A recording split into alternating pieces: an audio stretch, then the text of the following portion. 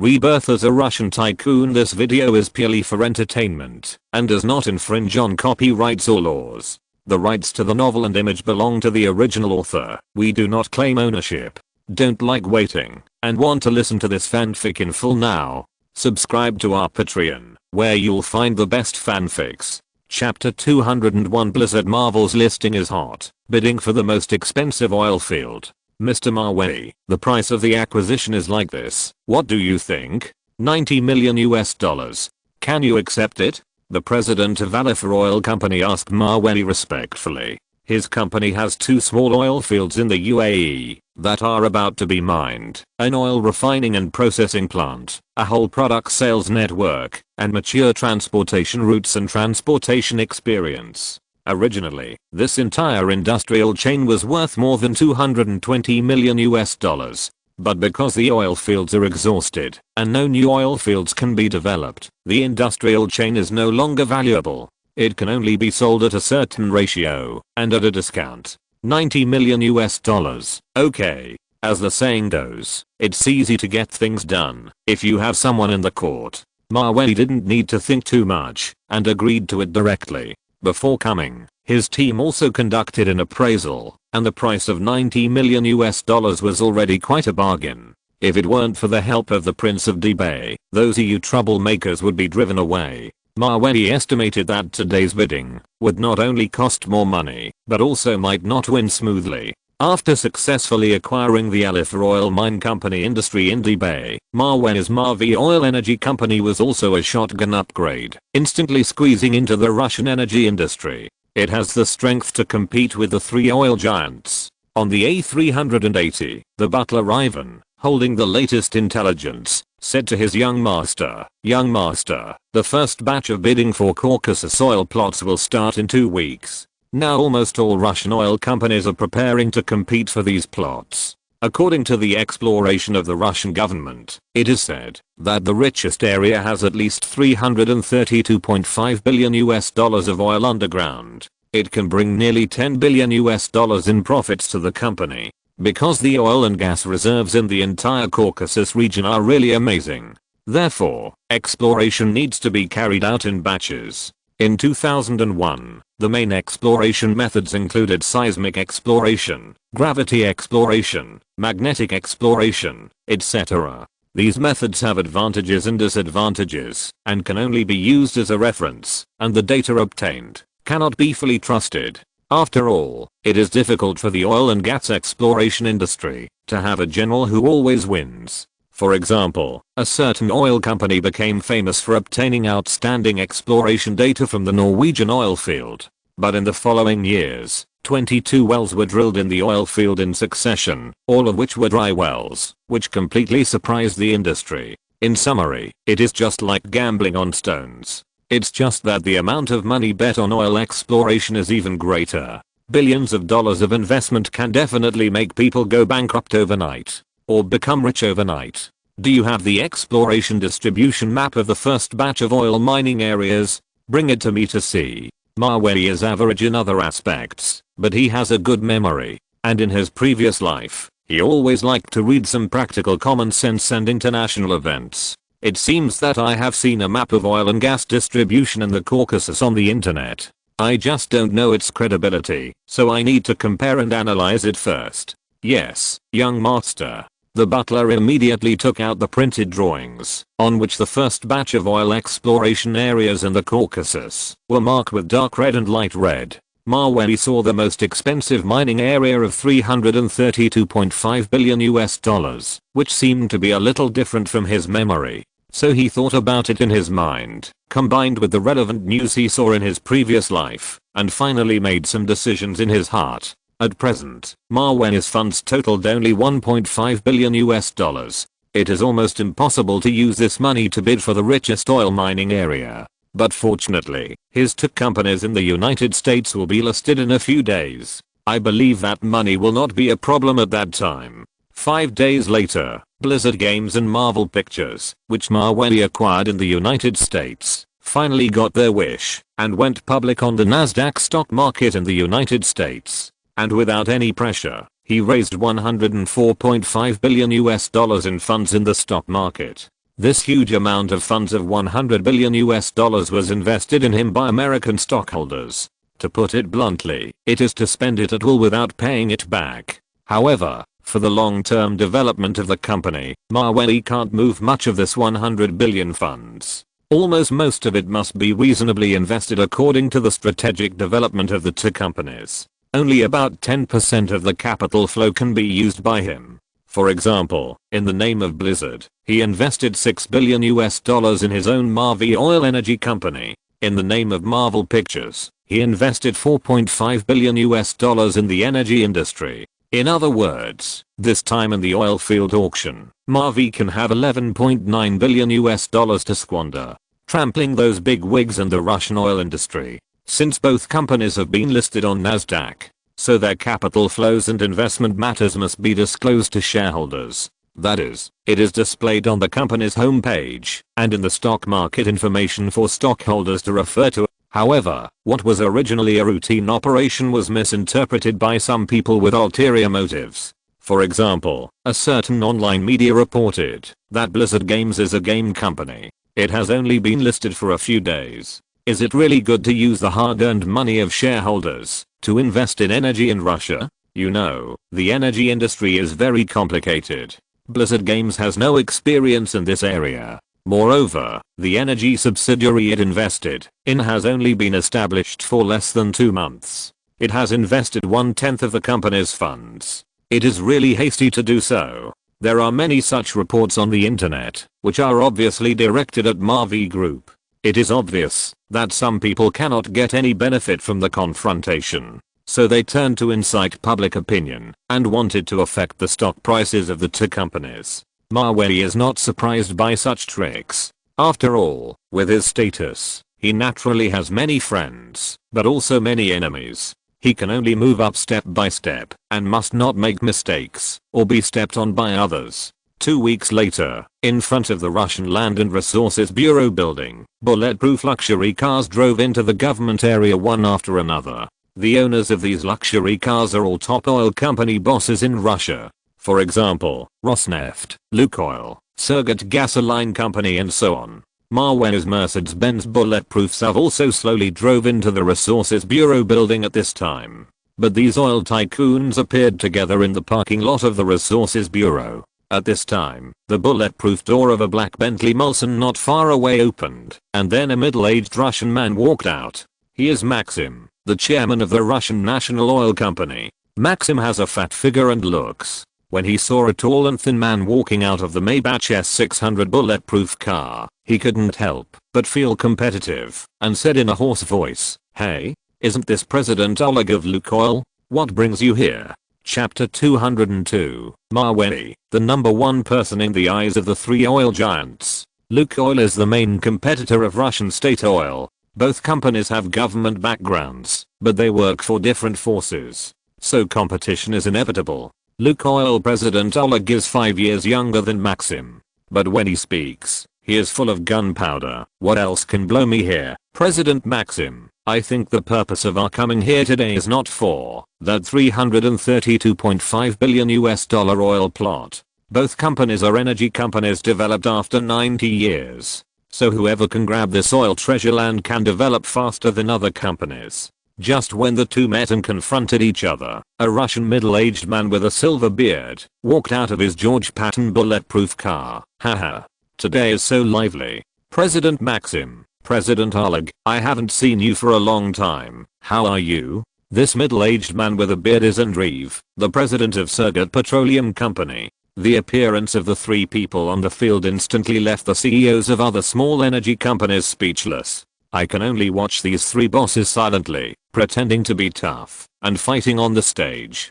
Similarly, Maweli, who is currently a small player in the Russian oil industry, got out of his car silently. At this time, I don't know whether it was intentional or unintentional. The three oil industry bosses who were originally chatting and laughing, turned their heads one after another, and looked in the direction of Maweli, and there was a hint of meaning in their eyes that was hard to see clearly. That young man is Maweli from the Mikoyan family? I heard that he raised more than $100 billion in funds in a listed company in the United States. Maxim, the president of the Russian State Oil, asked his assistant softly. The name Maweli is impossible for anyone who is powerful in Russia to have not heard of it. Whether it is solving the Ukrainian nuclear destruction crisis, Russia's nuclear-powered aircraft carrier, or the Second Chechen War, Maweli is involved in all of them. So even the rich who have never seen Maweli know his name. No wonder the three oil company bosses turned around and looked at Maweli, wanting to know what he looks like.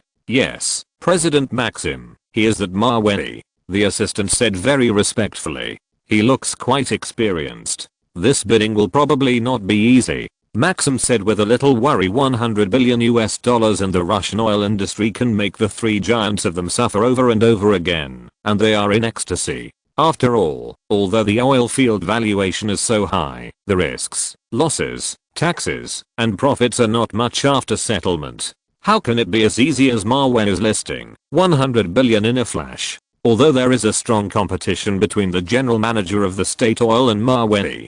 But Maxim is also the general manager of a state-owned enterprise after all, not the kind of brainless villain in the novel. He will jump out and step on the protagonist's face at any time. Similarly, the other two general managers who asked their subordinates about Maweli's identity, Oleg and Andreev, are not brainless people. They just walked to the banquet hall of the Land Resources Bureau with nervousness and caution after meeting Maweli, preparing for the next auction bidding. In the eyes of the three oil bosses, Maweli is a very threatening figure. He is likely to turn the Russian oil industry upside down. Maweli looked at the three bosses walking in front of him and didn't know their concerns about him. In fact, after all, Maweli has always considered himself a newbie in the industry. So this time, he just came to participate in the public bidding of the Land Resources Bureau to see the world. At most, he would invest a little money and buy 2 oil fields for fun. He really didn't consider the largest oil field with a valuation of $330 billion. The three oil bosses pretended to ignore Maweli, but the CEOs of the small oil companies around came forward one by one and greeted Maweli. I guess you are the famous Mr. Maweli, right? I have heard of you for a long time. I'm from the Dallas Oil Company. Hello, Mr. Maweli. I have always heard of you, but I have never had the chance to see you in person. I didn't expect to have the opportunity to meet you here today. Are you also here to bid for the $332.5 billion oil plot? For the small oil companies around, the richest plot in this batch is not something they can compete for. According to such an estimate, the final auction price is at least more than $9 billion. This is a huge gamble. What if in the end, not even a useful oil well can be drilled after actual mining? Then this investment can be considered a waste. I just came here to see it. I don't have the ability to compete for such an expensive land. Maweli said the truth. Although the available funds in his bank account are $11.968 billion.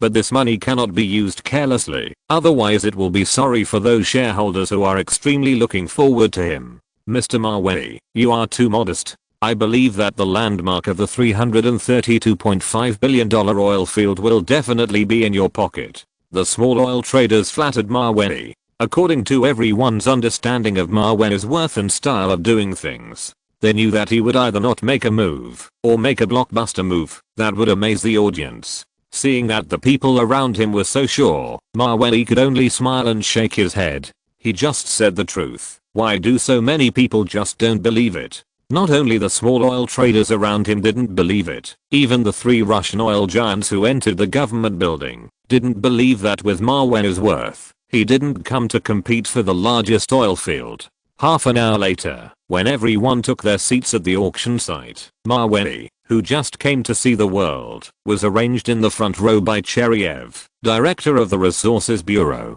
Including the hand card, it is second only to the 2-hand card of the Russian State Oil Company. It can be seen that the Russian Land and Resources Bureau attaches great importance to it. Knock, knock, knock.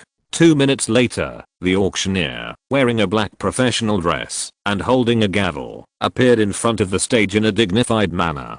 The auctioneer first introduced herself. Then she began to talk about the topic of the auction. Now we will start the auction. The Ak-16 plot in the Caucasus region of Russia. According to geological surveys, there are about $52 billion of oil reserves in this area. The starting price is $150 million, and each bid must not be less than $10 million. The auction will start now. Please bid, the auctioneer said in an orderly manner on the stage. If you're listening to this novel on a channel other than Fanfic World, it means they downloaded and uploaded it without effort. We cordially invite you to visit our channel, Mundo Fanfic Novelos. There you'll find the original version of this story and you can explore many other novels of various genres. We're waiting for you to immerse yourself in a world of incredible novels. Chapter 203, The Inhuman Maweli. Bidding for oil plots is different from land auctions. It doesn't mean that, if you spend money to buy the land, it will be yours. Instead, you are bidding for the right to exploit oil. How much oil reserves are there underground, and how much profit can be made, are all up to the oil traders to judge. It can be said that there are both risks and huge business opportunities. $150 million, $365 million, $589 million. As soon as the auctioneer announced the start of the auction, the small and medium-sized oil traders in the audience couldn't wait to raise their cards and bid.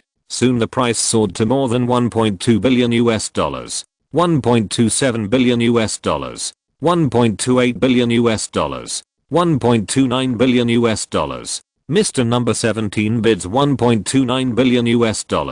Is there anyone who bids higher than $1.29 billion? $1.29 billion. First time. $1.29 billion. Second time. The female auctioneer shouted excitedly in front of the stage. For a medium-sized oil field like this worth $52 billion, the cost of producing each barrel of oil is $10, calculated based on the cost of Russian crude oil production.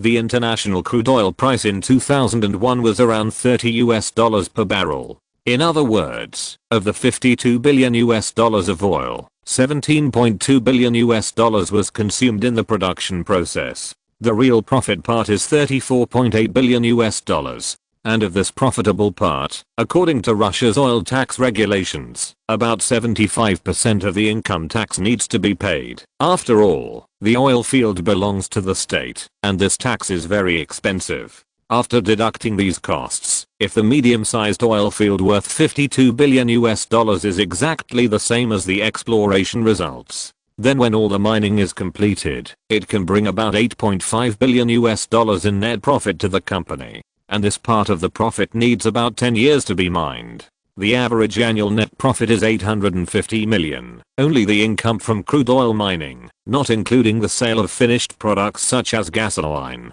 Therefore, generally such oil fields, considering their certain risks, the highest auction price that oil companies can offer will not exceed $1.4 billion, because if you go up, the risk and return will not be proportional. However, just when the auctioneer was about to confirm the third time, Maweli, who was sitting in the front row, suddenly raised his hand casually and said to the female auctioneer, $1.4 billion. As soon as he finished speaking, the three people sitting around, the president of Russian National Oil, the president of Lukoil, and the president of Surgut Gasoline, suddenly cast their eyes at him with some surprise. It was totally unexpected that with Maweli's current worth, he was willing to spend his spare money on such a medium-sized oil field. Could it be that this young man in front of him wanted to grab all the oil fields in this batch, regardless of size? Realize their ambition to enter the oil industry? Just as the three CEOs were thinking this, the female auctioneer standing in front of the stage, holding a gavel in high spirits, said to the audience, $1.4 billion. Mr. Number 2 bids $1.4 billion. Is there a higher bid than $1.4 billion? $1.4 billion. First time. $1.4 billion. Second time. $1.4 billion. Third time. Knock knock knock. Deal. Congratulations to this gentleman for successfully bidding for the Ak-16 plot in the Caucasus. No matter what others think, Maweli has his eyes on the Ak-16 plot, and in the second round of auctions, he fell in love with the Ak-19 oil field with an exploration value of $78 billion. The three people sitting next to him were frightened, including Maxim, the president of Russian National Oil, Oleg, the president of Lukoil, and Andreev, the president of Surgut Petroleum. I really thought that Mavey had such a big appetite that he wanted to take all the oil fields that were auctioned. $2.18 billion US. Mavey raised his number to card and bid with a group of oil company bosses. Anyway, the bid for the plot he was interested in was definitely not ambiguous. He directly used a sharp price to break down the other party's psychological defense. $2.18 billion US. The first time. $2.18 billion US. The second time. $2.18 billion US. The third time. Knock knock knock. Deal. Congratulations to this gentleman for successfully bidding on the Act 19 plot in the Caucasus, the female auctioneer said excitedly in front of the stage. 2 consecutive oil fields, with a total estimated value of nearly $130 billion US and a total auction price of up to $3.58 billion US. Just like that, Mavey took them all in a casual manner. It's really amazing that the young are formidable and are coming in full force. Seeing this, the group of small and medium-sized oil traders sitting behind him wanted to leave on the spot with tears in their eyes. Is this giving people a way to live, boss? My god, based on his worth, shouldn't he be bidding for the oil field with the biggest competition, the one with an estimated value of $332.5 billion US? Why doesn't he even let go of the oil field with a value of 40 or 50 billion? How can we survive? The president of a medium-sized oil company thought depressedly at the venue. Not only was he depressed to the point of vomiting blood, but the oil company bosses sitting next to him, and those sitting in front and behind him, were all almost crying because of Mavey's rich and inhumanity. Boss, can you give us a way to live? You bid in the first round, and you bid in the second round. You are not going to take over all the oil fields in the auction by yourself, right? Everyone was guessing anxiously in their hearts. However, it was obvious that they were wrong. Because Mavey deduced from his memories of his previous life and related news that the 2 plots of land he just bid for in this oil field bidding were the most valuable. If he remembered correctly, there were at least $180 billion of oil reserves buried underground. And the Act 28 landmark, which was hyped up as having $332.5 billion of oil buried underground, was completely useless. In the next 10 years, it would be a blessing to be able to produce $50 billion of oil. Knock knock knock. The Act 28 landmark is now up for auction. It is the land with the richest oil reserves in this auction. According to the exploration data, there are $332.5 billion of oil buried underground. The female auctioneer introduced it diligently in front of the stage. But to Mavey, it was extremely ironic. He even wanted to watch the fire from the other side, wanting to see which sucker spent a lot of money to bid for this land. Because at this moment, Mavey could clearly feel that the left and right sides were intentionally or unintentionally casting guarded, vigilant, and even hostile eyes at him. That kind of sight made him very uncomfortable. It felt like he was being guarded like a wolf. So Mavey simply put the number plate in his hand on the coffee table next to him. It means you can do whatever you want. Anyway, I won't take pictures anymore. The 3 people sitting on his left and right, Maxim, the president of Russian National Oil, Oleg, the president of Lukoil, and Andreev, the president of Surgut Gasoline, can't understand what's going on with him at all. Is there some hidden reason? Chapter 204, Oil Fields Boom, Mavey Energy is on fire. 10 minutes later, amid fierce competition among the 3 major Russian oil giants, the Act 28 plot, which claimed to have $332.5 billion worth of oil buried underground, was eventually bought by Lukoil president Oleg for $10.5 billion. This completely set a new record for the most expensive oil field bidding price in Russian history. Haha. Lukoil president Oleg excitedly waved his right hand. Then, as a winner, he looked at the other 2 presidents and Mavey, who had no emotion in his heart and even wanted to laugh. His eyes showed that the 1989 oil industry in Russia was opened by his Lukoil group. Mavey couldn't stand this kind of occasion the most. He was afraid that, if his conscience felt uneasy, he would tell others about it. Lukoil president Oleg, the oil field he just bought for $10.5 billion was actually a waste field, and he could only get back $8 billion at most. In other words, his decision today instantly caused his company to lose $2.5 billion. The bidding meeting of the Land and Resources Bureau ended almost immediately that day. The bidding result of Act 28 was reported by relevant online media. The title was very eye-catching. Even the next day, it was reported on the international pages of newspapers in other countries. Russian Daily, big news. Russia's Lukoil company spent $10.5 billion, won the largest oil mine discovered in the Caucasus region. According to the underground oil reserves, it can at least bring $55 billion in net profit to Lukoil. The next morning, Maweli sat at home, eating breakfast while reading the relevant reports in the newspaper. At this time, the butler arrived and asked Maweli with some curiosity, "Master, why don't you compete for the Act 28 when you have sufficient funds, but by Act 16 and Act 19? The butler's question is also what many people want to ask. That is, Maweli has clearly prepared nearly $12 billion in funds. But why, unexpectedly, did he not compete for the richest oil field? Maweli, who was eating breakfast, smiled after hearing this. He couldn't tell the butler that he was a reborn person. In fact, these are all basic operations. You will know who will have the last laugh when the time comes. He could only talk about this and that, and said casually, "I don't think the number 28 is very interesting. On the contrary, 16 and 19 are more interesting." After Maweli finished speaking, he continued to eat breakfast with his eyes and nose. Anyway, in a few days, when he paid the money, he would send people to the site to explore and drill a few oil wells. Everything is self-evident. 2 weeks later, Maweli paid $3.58 billion to the Russian government. Then he completed all the relevant procedures. Then, he asked the explorers of Alifor Oil Mine Company to bring professional tools and equipment to the Act 16 and Act 19 plots he had bought and drill a few oil wells. See how much oil is buried underneath.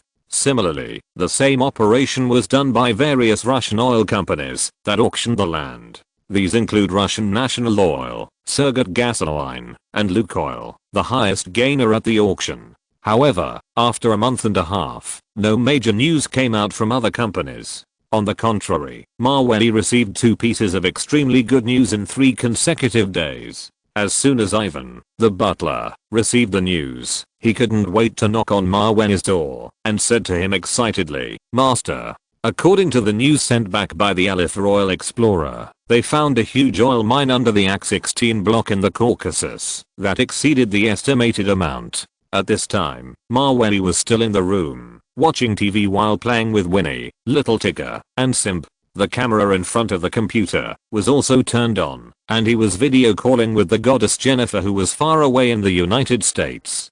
"Don't worry, talk slowly, Ivan." Maweli was still quite calm, because he had guessed the ending long ago. "Master, according to the estimated scale, there are at least 3.2 billion barrels of oil reserves under the Act 16 block. That is $98 billion. Ivan, the butler, told his master the second half of the message he received. However, at this time, Maweli himself did not react much, just smiled slightly. But Jennifer, who was on the video call, was more excited than Maweli, and shouted, "Oh my god."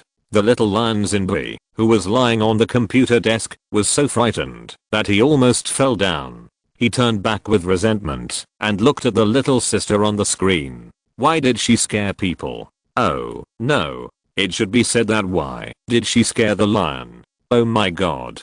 Maweli, my dad was still worried about your energy company a few days ago. Will it have bad luck? Jennifer can be said to be very concerned about Maweli. At this time, she has returned to the United States with her family. The 911 in this life did not happen until September 29th. It is a very fortunate thing. But Maweli will not lose his vigilance. After all, it doesn't happen now, which does not mean it will not happen in the future. Whatever happens, you have to be afraid of one thing. At least it proves that I'm still lucky, Maweli said to Jennifer with a smile. 2 days later, the Act 19 plot has been almost explored. The oil reserves under the ground even exceeded Maweli's estimate, reaching an astonishing 6.5 billion barrels of oil. That is, oil reserves worth $196 billion.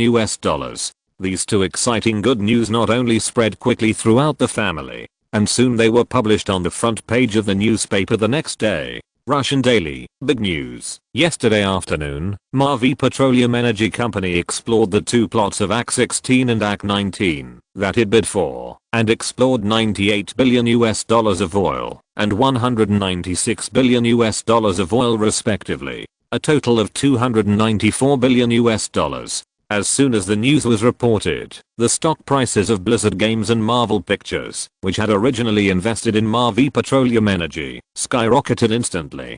Directly swept away the doubts and gossips that had been circulating on the internet before. Let those who had bad intentions and ulterior motives be slapped in the face by the facts. Including Mawei's Mavey Energy Company, it has received negotiation invitations from energy companies from various countries for several days in a row. Among them are naturally China National Petroleum Corporation and China National Offshore Oil Corporation from China. After all, the discovery of a huge oil well is not just an ordinary good news. It is a major news that can directly affect a country's economy. Many countries are rushing to cooperate. Speaking of China, there are 3 oil companies: PetroChina, Sinopec, and CNOOC. All of them are Fortune 500 companies. They are extremely important strategic development companies for the country. This time, Mawei's oil company received an invitation from them. As the chairman of the group, Mawei naturally needs to make an appointment with both parties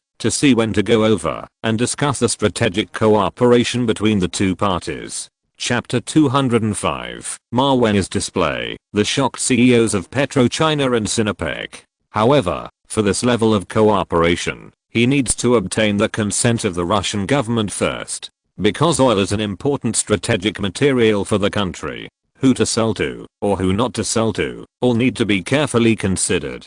In addition to negotiating oil, the first phase of the Lujiazhu financial plot that Mawei purchased in Shanghai last year has also been completed. He just happened to be there to handle some formalities. A week later, on Wednesday afternoon, at Shanghai Pudong International Airport in China, a pure white A380 passenger plane was circling over Shanghai and was about to land at the airport. At the same time, several Mercedes-Benz S320 luxury cars were parked in a uniform manner near the airport apron, as if they were looking forward to the arrival of a big shot. About 3 minutes later, a middle-aged man with a square face and a black suit walked out of the leading Mercedes-Benz. The man was not small. He was Wu Guanyu, vice president of China National Petroleum Corporation. This time, he brought his subordinates to the airport to pick up the plane to welcome a new Russian oil tycoon to visit China. Speaking of that new tycoon, he is quite legendary.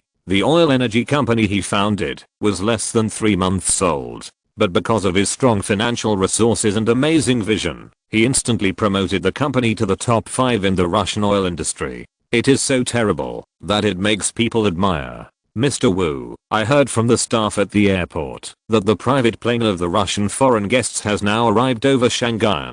It is estimated that it will land at the airport in less than 10 minutes. The male assistant, who was also wearing a suit beside him, said respectfully to Wu Guanyu, the vice president of China National Petroleum Corporation, "Okay, I know," Wu Guanyu said seriously. However, just as he was speaking, a number of black Volvo 960 luxury cars suddenly drove into the entrance of the apron of Pudong Airport. The appearance and style were not inferior to the Mercedes-Benz S320 fleet of China National Petroleum Corporation. On the contrary, the Volvo 960 fleet was even ahead in number, and it was obvious that they came prepared. "Mr. Wu, it seems that the car is from Sinopec," the male assistant reminded Wu Guanyu in a low voice. "I knew they would come too." Wu Guanyu had expected this scene. After all, the oil field newly discovered by the Russian foreign guests has a reserve value of an astonishing $300 billion.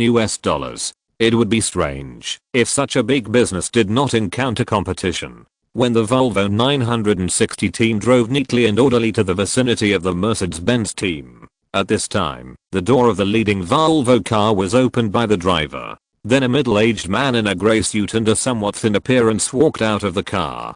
He looked younger than Wu Guanyu, the vice president of China National Petroleum Corporation. "Hey, Mr. Wu, Hello, I didn't expect to see you here. The middle-aged man smiled his signature smile when he saw Wu Guanyu. He is Ren Yuan, the vice president of SYNOPSIS Group. The two are also old rivals in the business world and often meet in various places. Mr. Ren, how are you? Remember the last time we met? It was still in Pakistan. Wu Guanyu couldn't laugh when he saw Ren Yuan, because in the last oil mining project in Pakistan, PetroChina lost to SYNOPSIS and did not bid for the mining rights. So this time, they must regroup and strive to win the foreign guest who came to China from Russia. After all, the total value of Pakistan's oil project is only about $30 billion US. And this time, the total value of the Mavey Energy project is $300 billion US. Yes, Mr. Wu, you have a good memory. By the way, in 2 days, Ziyuan Yipin will be launched in Shangqiu and Lujiazhou.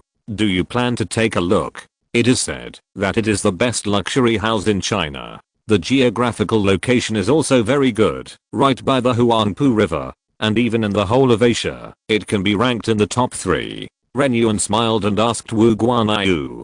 The first luxury house in China he mentioned is naturally the Fengshu treasure land that Ma Wei bought in Lujiazhou last year. Now the first phase is about to be completed and put on sale. Many wealthy people in China are waiting to go and take a look at it. After all, this excellent location in the prime area of Lujiazhou along the Huangpu River, coupled with the title of China's #1 luxury house, will definitely attract the attention of the domestic first-tier local tycoons. Of course I have to go and take a look. Besides, I'm just planning to buy a new house in Shangzhen. Wu Guanyu, vice president of China National Petroleum Corporation, chatted with Ren Yuan, vice president of SYNOPSIS Group. The two are not only rivals in the business world, but also acquaintances who have known each other for a long time. Chatting and waiting for the Russian foreign guests will not hinder them at all. Mr. Wu, I heard that the AS-1 is sold differently from others. I heard from a friend that there will be many restrictions at that time. Ren Yuan, vice president of SYNOPSIS Group, said with a well-informed news. Buying a house, there are still restrictions? Could it be that I have to spend money, but he still won't sell it? Wu Guanyu asked in confusion. In fact, they didn't know that the AS-1 they just mentioned was the property of the Russian foreign guests who were going to meet later. It's just that when investing, Ma Wei didn't use Mavey Group to invest. So many people don't understand. I don't know about this. I can only go and see it when the time comes. But one thing is certain, the house is definitely a good house, and the location is definitely a good location. It depends on how much it is sold for, and how it is sold. Ren Yuan, vice president of SYNOPSIS Group, is still looking forward to the opening of the first phase of Ziyuan Yipin. But according to someone's vision of a reborn person, it will definitely not be so easy for them to buy it at that time. 5 minutes later, Wu Guanyu, vice president of SYNOPSIS Group, and Ren Yuan, vice president of SYNOPSIS Group, stood in front of the Mercedes-Benz and Volvo fleets. From afar, a large pure white plane was seen in the azure sky, landing steadily and evenly on the runway of Pudong International Airport. When the white plane landed, dozens of senior officials of oil companies, including Wu Guanyu, vice president of SYNOPSIS Group, and Ren Yuan, vice president of SYNOPSIS Group, were there. All of them were a little uneasy. Isn't that Airbus A380? Is it the private jet of the Russian foreign guest? It's going to sell for more than 1 billion RMB. A senior official of China National Petroleum Corporation recognized the model of the plane at a glance. Or 380? It seems to be bigger than Boeing 747, right? It's known as the giant in the sky, but it was bought as a private jet? This is really amazing. A male senior executive of SYNOPSIS Group next door also said with amazement. Chapter 206 Ma Wei's identity as a military boss. They would not mistake the A380 aircraft in front of them as coming from Air France, because the Russian flag was clearly printed on the wing at the tail end of the aircraft. Combined with the time when the foreign guests arrived, it was clear who the A380 Airbus in front of them belonged to. It must be the oil tycoon from Russia. Looking at the white plane landing smoothly on the airport track, Wu Guanyu, vice president of China National Petroleum Corporation, was really shocked by the wealth of the foreign guests. Compared with the Mercedes-Benz S320S they drove, the size and wingspan of the A380 Airbus were very different, just like when Yeo Daming met Guo Ziosi. Ren Yuan, vice president of Sinopec Group, looked at the A380 aircraft that slowly stopped in front of him, smiled helplessly and shook his head. The expression on his face at this time clearly said, "Hey, Russian foreigners know how to enjoy themselves. This private jet is several times bigger than others. The price is also very expensive. 1 billion RMB in China can make you rich." Just as everyone stood in front of the plane and stared blankly, the door of the A380 aircraft opened, and then the gangway was lowered. Then a group of Russian bodyguards wearing black suits and black sunglasses walked down the gangway in an orderly manner. The scene was like a special effects blockbuster. When a whole team of Russian bodyguards were on standby at the A380 aircraft, a young Russian man dressed very casually walked down the plane, as if he came out of his own home. The scene was in sharp contrast with the bodyguards, who were waiting in a hurry around him. The senior executives of China National Petroleum Corporation and China Petrochemical Corporation were staring at him. At a glance, it was clear that the most casual Russian young man on the scene was the important guest they were going to receive this time, Mr. Mawei. That person is the foreign guest from Russia? He is too young. A senior official of CNPC said in a low voice with some disbelief. He originally thought that Mr. Mawei should be at least the same age as their vice president, about 50 years old. But unexpectedly, he was a young Russian man in his early 20s. This is really unbelievable.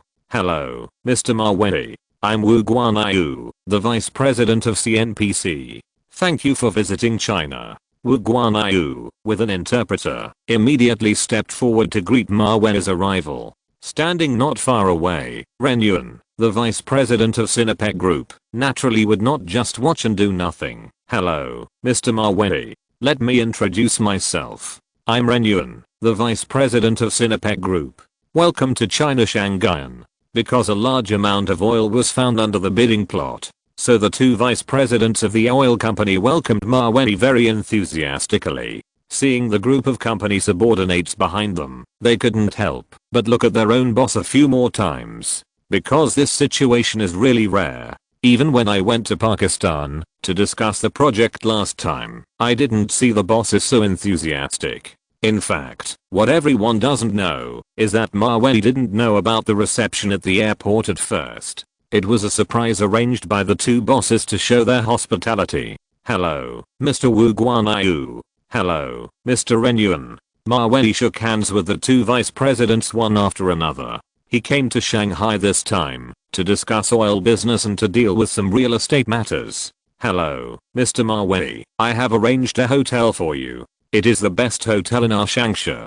How about you take a look, if you don't mind, Mr. Mawei. These Mercedes-Benz cars of our PetroChina Group can take you and your people there. Wu Guanyu took the lead in inviting Mawei. At this time, Ren Yuan, the vice president of Sinopec Group, who was afraid that the Russian foreign guests would be snatched away by PetroChina, quickly asked the translator beside him to translate for him, saying that, Mr. Mawei, we have booked 3 5-star hotels for you. All of them are among the best in Shanghai. You can choose at will. The photos and introductions are in the Volvo car that we, Sinopec, drove to pick you up. If you like, we can take you to see it. In order to win cooperation with Mavey Energy Group, the two vice presidents of PetroChina and Sinopec were willing to go all out. After all, at this time in 2001, the two oil giants had not yet fully developed. There were still many private gas stations in the country that fought each other in the industry and could not be unified or acquired. Faced with the two vice presidents' strong invitation, Mawei shook his head with a polite smile, intending to refuse their kindness. I'm sorry, both of you, this. However, just when he was halfway through his words, suddenly, at the entrance of the airport apron, a number of military green Dongfeng Warrior military vehicles drove in, and a stretched bulletproof Lincoln luxury car. In front of several Dongfeng Warrior vehicles, there were military license plates, and it was obvious that they were sent by the military. Look at the stretched bulletproof Lincoln protected in the middle. That's the car that the President of the United States rides. It's absolutely very stylish. Could it be that some big military figure is going to take a plane at Pudong International Airport? Wu Guanyu, Vice President of China National Petroleum Corporation, looked at the military vehicles in front of him with some doubts. At the same time, he also had an instinctive thought in his mind, that is, don't do anything to provoke these people later. After all, although he is the boss of a state-owned enterprise, but Wu Guanyu thought that he was not powerful enough to have too much contact with the military. Ren Yuan, Vice President of SYNOPSIS Group, who was standing not far away, had the same idea as him. Extended bulletproof Lincoln? What kind of big shot is sitting in this car? The US Secretary of Defense, that level? But I don't think I've heard of any foreign government officials visiting Shanghai recently. Wu Guanyu and Ren Yuan were both very confused by the scene in front of them, including the senior officials of PetroChina and SYNOPSIS standing behind them. They were also cautious about the appearance of Dongfeng military vehicles and Lincoln cars. They were afraid that they would accidentally offend someone later. That would not be good. But the more you fear something, the more it will come. Just as they were thinking this, they saw the Dongfeng military vehicles and Lincoln bulletproof luxury cars driving into the airport, heading straight towards them. Wu Guanyu, Vice President of PetroChina Group, and Ren Yuan, Vice President of SYNOPSIS Group, were secretly shocked. I thought, what on earth is going on? Why is the Dongfeng Warriors convoy heading towards them in such a big airport? Could it be? Chapter 207 Military vehicles lead the way, showing their style. When they thought of this, Wu Guanyu, Ren Yuan and others were instantly upset. Because from their observation, it seemed that those military vehicles and Lincoln were sent by the military to welcome Mavey, the Russian foreign guest. Before everyone thought for too long, they saw the Dongfeng warrior convoy driving smoothly, and the bulletproof Lincoln luxury car parked neatly in front of Mavey. Then, the door of the leading Dongfeng military vehicle opened, and a middle-aged officer of the rank of junior officer of the Air Force got off. He saluted Mavey, who was standing in front of him. "Hello, Mr. Mavey. I came here to welcome you on the order of General Shen Hanshan." The senior officer of the Air Force spoke with great momentum. The senior officials of PetroChina and SYNOPSIS standing around were immediately surprised and secretly shocked. They never thought that Mr. Mavey, who came from Russia, had such a good relationship with the domestic military. No wonder they rejected the Mercedes-Benz and Volvo sent by the two companies. Because it is not at the same level as the bulletproof Lincoln extended luxury car sent by the military. In fact, what everyone does not know is that Mavey was not aware of the military's reception.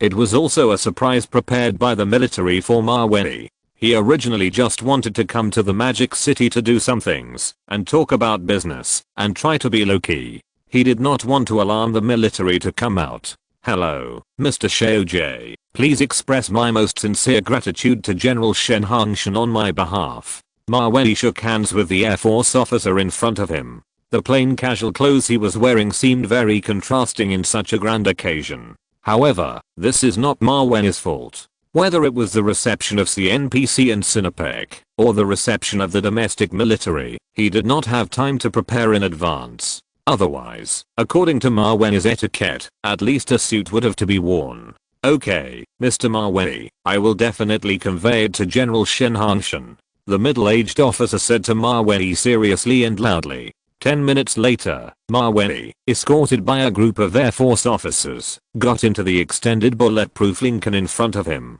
Then the door closed, and the Dongfeng warrior military vehicle started. It roared all the way with Mavey, heading straight for the Lujiazhu area in Pudong. The military green Dongfeng warrior military vehicle led the way in front of the Lincoln. Even if there were traffic police on the road, they didn't dare to stop it at will. Behind the Dongfeng convoy was the Mercedes-Benz S320 convoy of China National Petroleum Corporation, followed closely by the Volvo 960 convoy of SYNOPSIS Group. The majestic way made the other vehicles behind tremble, fearing that they would collide with such a luxurious convoy. Otherwise, they would definitely be unlucky. "Mr. Wu, which hotel do you think Mr. Mavey from Russia will stay in? Is it the Grand Hyatt Hotel in Jinmao Tower?" In the Mercedes-Benz S320, the male assistant looked at the direction of the Lincoln and guessed that they should be going to Lujiazhu. If it's the Grand Hyatt Hotel, it's really a coincidence.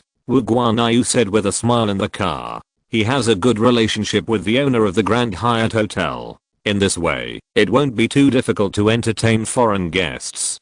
But, half an hour later, Wu Guanyu and his assistant, who originally guessed it was the Jinmao Grand Hyatt Hotel, were surprised to find that the Lincoln team in front of them actually rushed to the front door of the Astor 1 building, the first luxury house in China, and it drove in very smoothly. On the contrary, the Mercedes-Benz team and the Volvo team who wanted to enter were all stopped outside by the security personnel of Astor 1. Sorry, vehicles without permission are not allowed to enter, the security personnel said, and directly lowered the gate to block everyone outside. Wu Guanyu, Vice President of China National Petroleum Corporation, and Ren Yuan, Vice President of SYNOPSIS Group, looked at each other in bewilderment. They have always been of noble status, so how could they have been intercepted like this? Anyway, the time for the negotiation is tomorrow, so I think we should just leave it at that for today. Hey.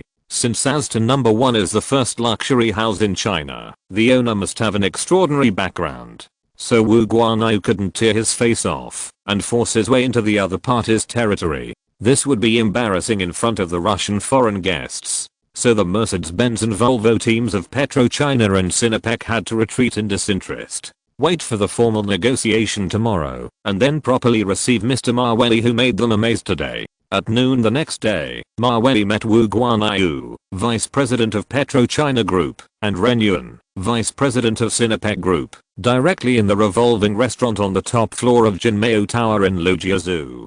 Before the negotiation, Mawei made it clear that the amount of this oil business was huge. He might not just look for one company to cooperate with, so he hoped that the two oil companies would not be so competitive. It is entirely possible to join forces and achieve a win-win situation. As soon as the three met, they exchanged a few simple greetings and then sat down in the restaurant's scenic position. They were ready to discuss the cooperation on oil and related matters. Because of the airport pickup yesterday, Wu Guanyu and Ren Yuan had seen Mawei's strength. So today, the two were very honest in the negotiation, and neither of them spoke out loudly. Instead, they patiently asked Mawei, wanting to hear what he had to say. Mr. Mawei, what do you think of our Chinese oil market? Wu Guanyu and Ren Yuan, two domestic oil tycoons, asked Mawei. Domestic market? I think there is great potential in the future, and the entire domestic oil industry has not yet fully awakened.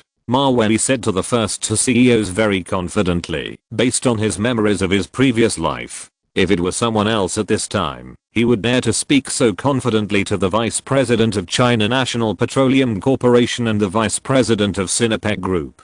It would definitely make the two CEOs feel that they were showing off their skills in front of an expert. But Mawei is different.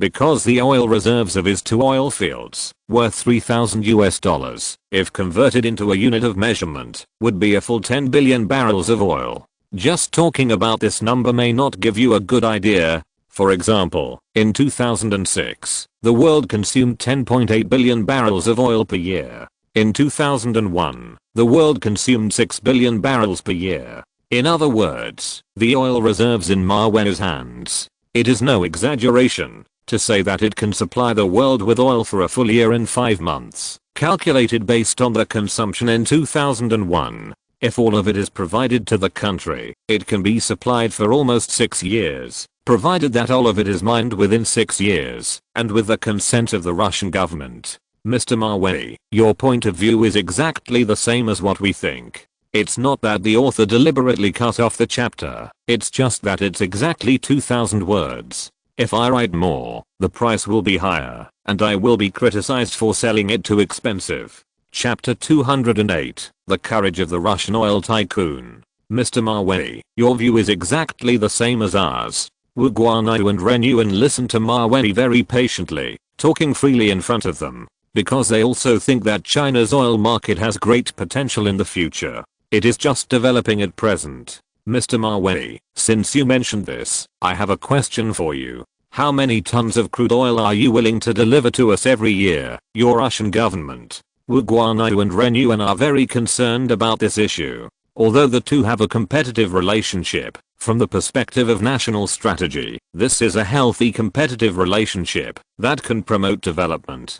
Mawei smiled after hearing the two people's question. Mr. Wu Guanyu, Mr. Renyuan, how many tons of crude oil do you think the Russian government will deliver to your country every year? As soon as Mawei finished speaking, the two CEOs, Wu Guanyu and Renyuan, who were sitting in front of him, looked at each other and tried to ask, Mr. Mawei, if possible, we hope that your country can deliver 10 million tons of crude oil to our domestic market every year. The number of 10 million tons of crude oil was already huge for China in 2001. After all, at that time, the domestic automobile industry was not yet developed, and the average annual consumption of oil was 189 million tons. 60% of it could be produced by itself, that is, 113 million tons. As for the remaining 76 million tons of crude oil, it needs to be imported from abroad. So the 10 million tons of crude oil mentioned by the two people is about 13% of the domestic import demand.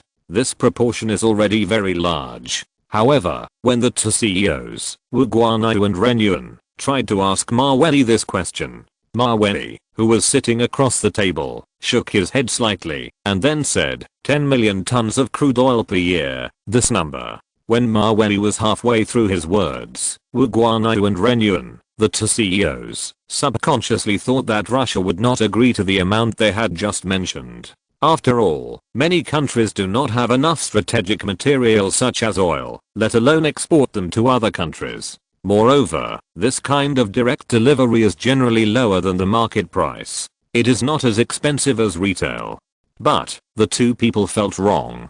Because the reason why Mawei shook his head was that the amount they mentioned was not within his consideration at all. It was too little. 10 million tons of crude oil per year, this number seems a bit small, right? Mr. Wu Guanyu, Mr. Renyuan, if your country is willing, my Mavey Energy can deliver at least 35 million tons of crude oil to your country every year, directly solving 46% of the domestic import demand. Mawei said to Wu Guanyu and Renyuan, the two CEOs, in a resounding voice. As soon as he finished speaking, Wu Guanyu and Renyuan, who were sitting in front of him, were stunned. They were completely stunned in their seats. They had never thought that the Russian government would agree to Mavey Energy to deliver so much oil to them every year, directly solving the problem of nearly 50% of oil imports. This is really awesome. Mr. Mawei, you just said the 35 million tons of oil. I'm sure of the number? Wu Guanyu and Renyuan still couldn't believe it. So they asked Mawei again to confirm. 35 million tons of crude oil. This number is of course true, Mr. Wu Guanyu, Mr. Renyuan. It's just that the delivery volume is so large, and it is lower than the international oil price. I think we should discuss the conditions. 35 million tons of crude oil / year delivery volume is really not a big deal for Mawei's two oil fields. 10 billion barrels of oil reserves, calculated at 0.135 tons per barrel of oil, that is 1.35 billion tons. It will take 40 years to mine 35 million tons of oil a year. That is, until 2041. But then again, Mawei is not a fool. He fought with the Russian government to get such a large amount of crude oil. He didn't come to China just to show off. What are the conditions? Mr. Mawei, please tell me. If we can do it, we will definitely find a way to do it for you. Wu Guanyu and Renyuan looked at Mawei seriously and said, the conditions are actually simple. That is, the current domestic gas station industry is too scattered, and the market price is difficult to control. So, I wonder if the two bosses are interested in unified acquisition and incorporation of these scattered private gas station companies? Make the entire gas station industry more standardized and easier to regulate. Mawei said step by step to Wu Guanyu, Vice President of China National Petroleum Corporation, and Renyuan, Vice President of Sinopec Group. The current domestic gas station industry can be said to be a mess. The oil prices in many places vary greatly, the pricing is not standardized, and the service is also very different. Some private gas stations even privately import oil products from other channels in pursuit of profits, resulting in very low gas line quality. This has caused a series of problems. unify and incorporate domestic private gas stations. After hearing Ma Wen's proposal, the two CEOs, Wu Guanyu and Ren Yuan, suddenly brightened their eyes and thought that this idea was really good. However, when they thought about acquiring domestic private gas stations, it would require huge funds as a backing. This is also difficult for China National Petroleum Corporation, which has just been established for less than 3 years, and SYNOPSIS, which has only recently developed, to come up with. Mr. Mawei, your proposal is really good. However, as you know, there are nearly 25,000 private gas stations in our country. With such a large number, it may take a long time to acquire, and some companies may not be willing to. Wu Guanyu and Ren Yuan said to Ma Wei with a little difficulty. Although his proposal is indeed good, it is still a bit beyond the ability of China National Petroleum Corporation and SYNOPSIS. Ma Wei naturally understood what the two CEOs meant. In the end, the funds were not sufficient at present, and it would probably take another year or two. So Ma Wei smiled and said directly to the two CEOs of PetroChina and SYNOPSIS, "Let me put it this way, Mr. Wu Guanyu and Mr. Ren Yuan. We estimate the market value of 25,000 private gas stations at RMB 300,000 per station, which is RMB 7.5 billion, or $937 million. Considering that the acquisition of such private enterprises requires a premium, if the price is RMB 400,000, I believe that many business owners will be tempted. Then the total price is RMB 10 billion, or $1.25 billion, right?" Ma Wei said directly to the two CEOs. Wu Guanyu, Vice President of PetroChina, and Ren Yuan, Vice President of SYNOPSIS, were somewhat confused as to why he was calculating this amount. Chapter 209, The shocked CEOs of the two oil companies, as to number 1 opens. Mr. Ma Wei, we actually know the data you told us. It is because the amount is so huge. So our PetroChina and SYNOPSIS cannot do this at present. Wu Guanyu and Ren Yuan also said to Ma Wei frankly. But at this time, Ma Wei, who was sitting in front of them, smiled and shook his head and said, "I can invest this 10 billion yuan in your oil group. If 10 billion yuan is not enough in the end, then 20 billion, until those private owners agree." China is the second largest oil consumer in the world. It is 3 times higher than Russia.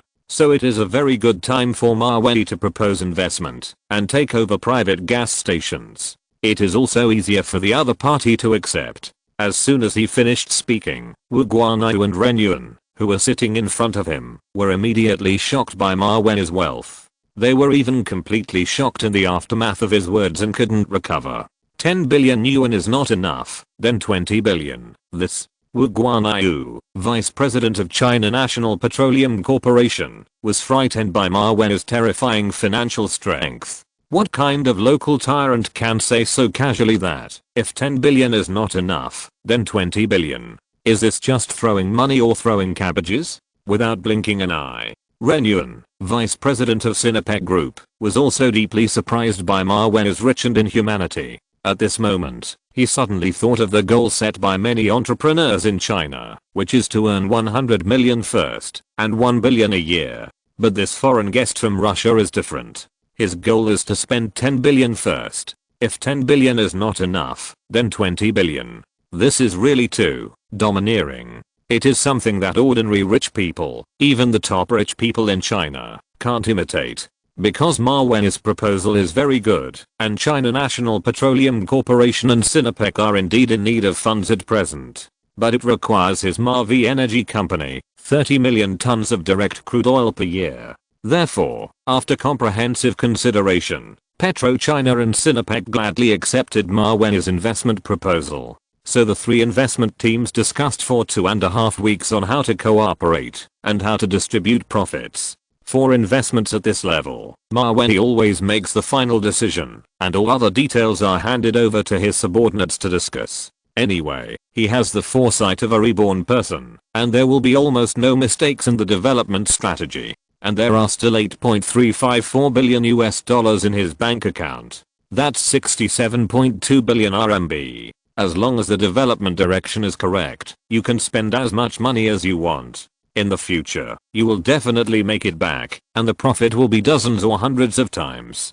While his team was discussing the details of the cooperation with PetroChina and Sinopec, Mavey himself was not idle either. In another day, Aston number 1, known as the first luxury house in China, will be launched. Its price per square meter is also the highest in the country, and it is sold at 30,000 per square meter. The most expensive house price in Shanghai in 2001 was about 11,000 yuan. This price was considered extremely expensive in China at that time. Only the first tier wealthy people in China had the courage to go and take a look. After all, the apartment types of Aston number 1 are all large apartments with an area of more than 300 square meters. If you buy this one and add decoration, it will cost tens of millions. Even some first-tier wealthy people in China have to estimate their wallets before buying it, whether it is enough. As the boss of a real estate developer, Mavey himself must attend the ribbon-cutting ceremony. However, considering that there will definitely be a lot of reporters and media tomorrow, he doesn't want to be exposed to the public too much. If that happens, the whole world will know him, and he will not be able to be a low-key invisible rich man. Therefore, at the ribbon-cutting ceremony of the Aston number 1 real estate project, Mavey went there to be a spectator. Feel the atmosphere on the scene. By the way, see how the group of wealthy people in China react to the luxury house designed and built by him. The next morning, many domestic reporters gathered in front of the sales center of Aston number 1. They were all waiting for the ribbon-cutting ceremony of the building. Then they would follow up and report on what is so-called luxury about this so-called first luxury house in China. How many people are willing to buy it at such a high price? Will it be deserted when it is launched? The media and reporters waited in front of the sales center for about 15 minutes. At this time, a black extended bulletproof Lincoln luxury car, escorted by several Cadillacs, appeared in front of the gate on time. Seeing this, reporters from all walks of life raised their cameras and video cameras to shoot the scene, because they knew that the person sitting in the Lincoln car at this time was the behind-the-scenes boss of the Aston number 1 building. Few people outside knew his information. There was not even a clear photo. Click, click. As the reporters kept pressing the shutter, the dazzling flash kept shining on the body of the Lincoln. Mavey, sitting in the car, looked at the flashes outside and had already made all the necessary preparations.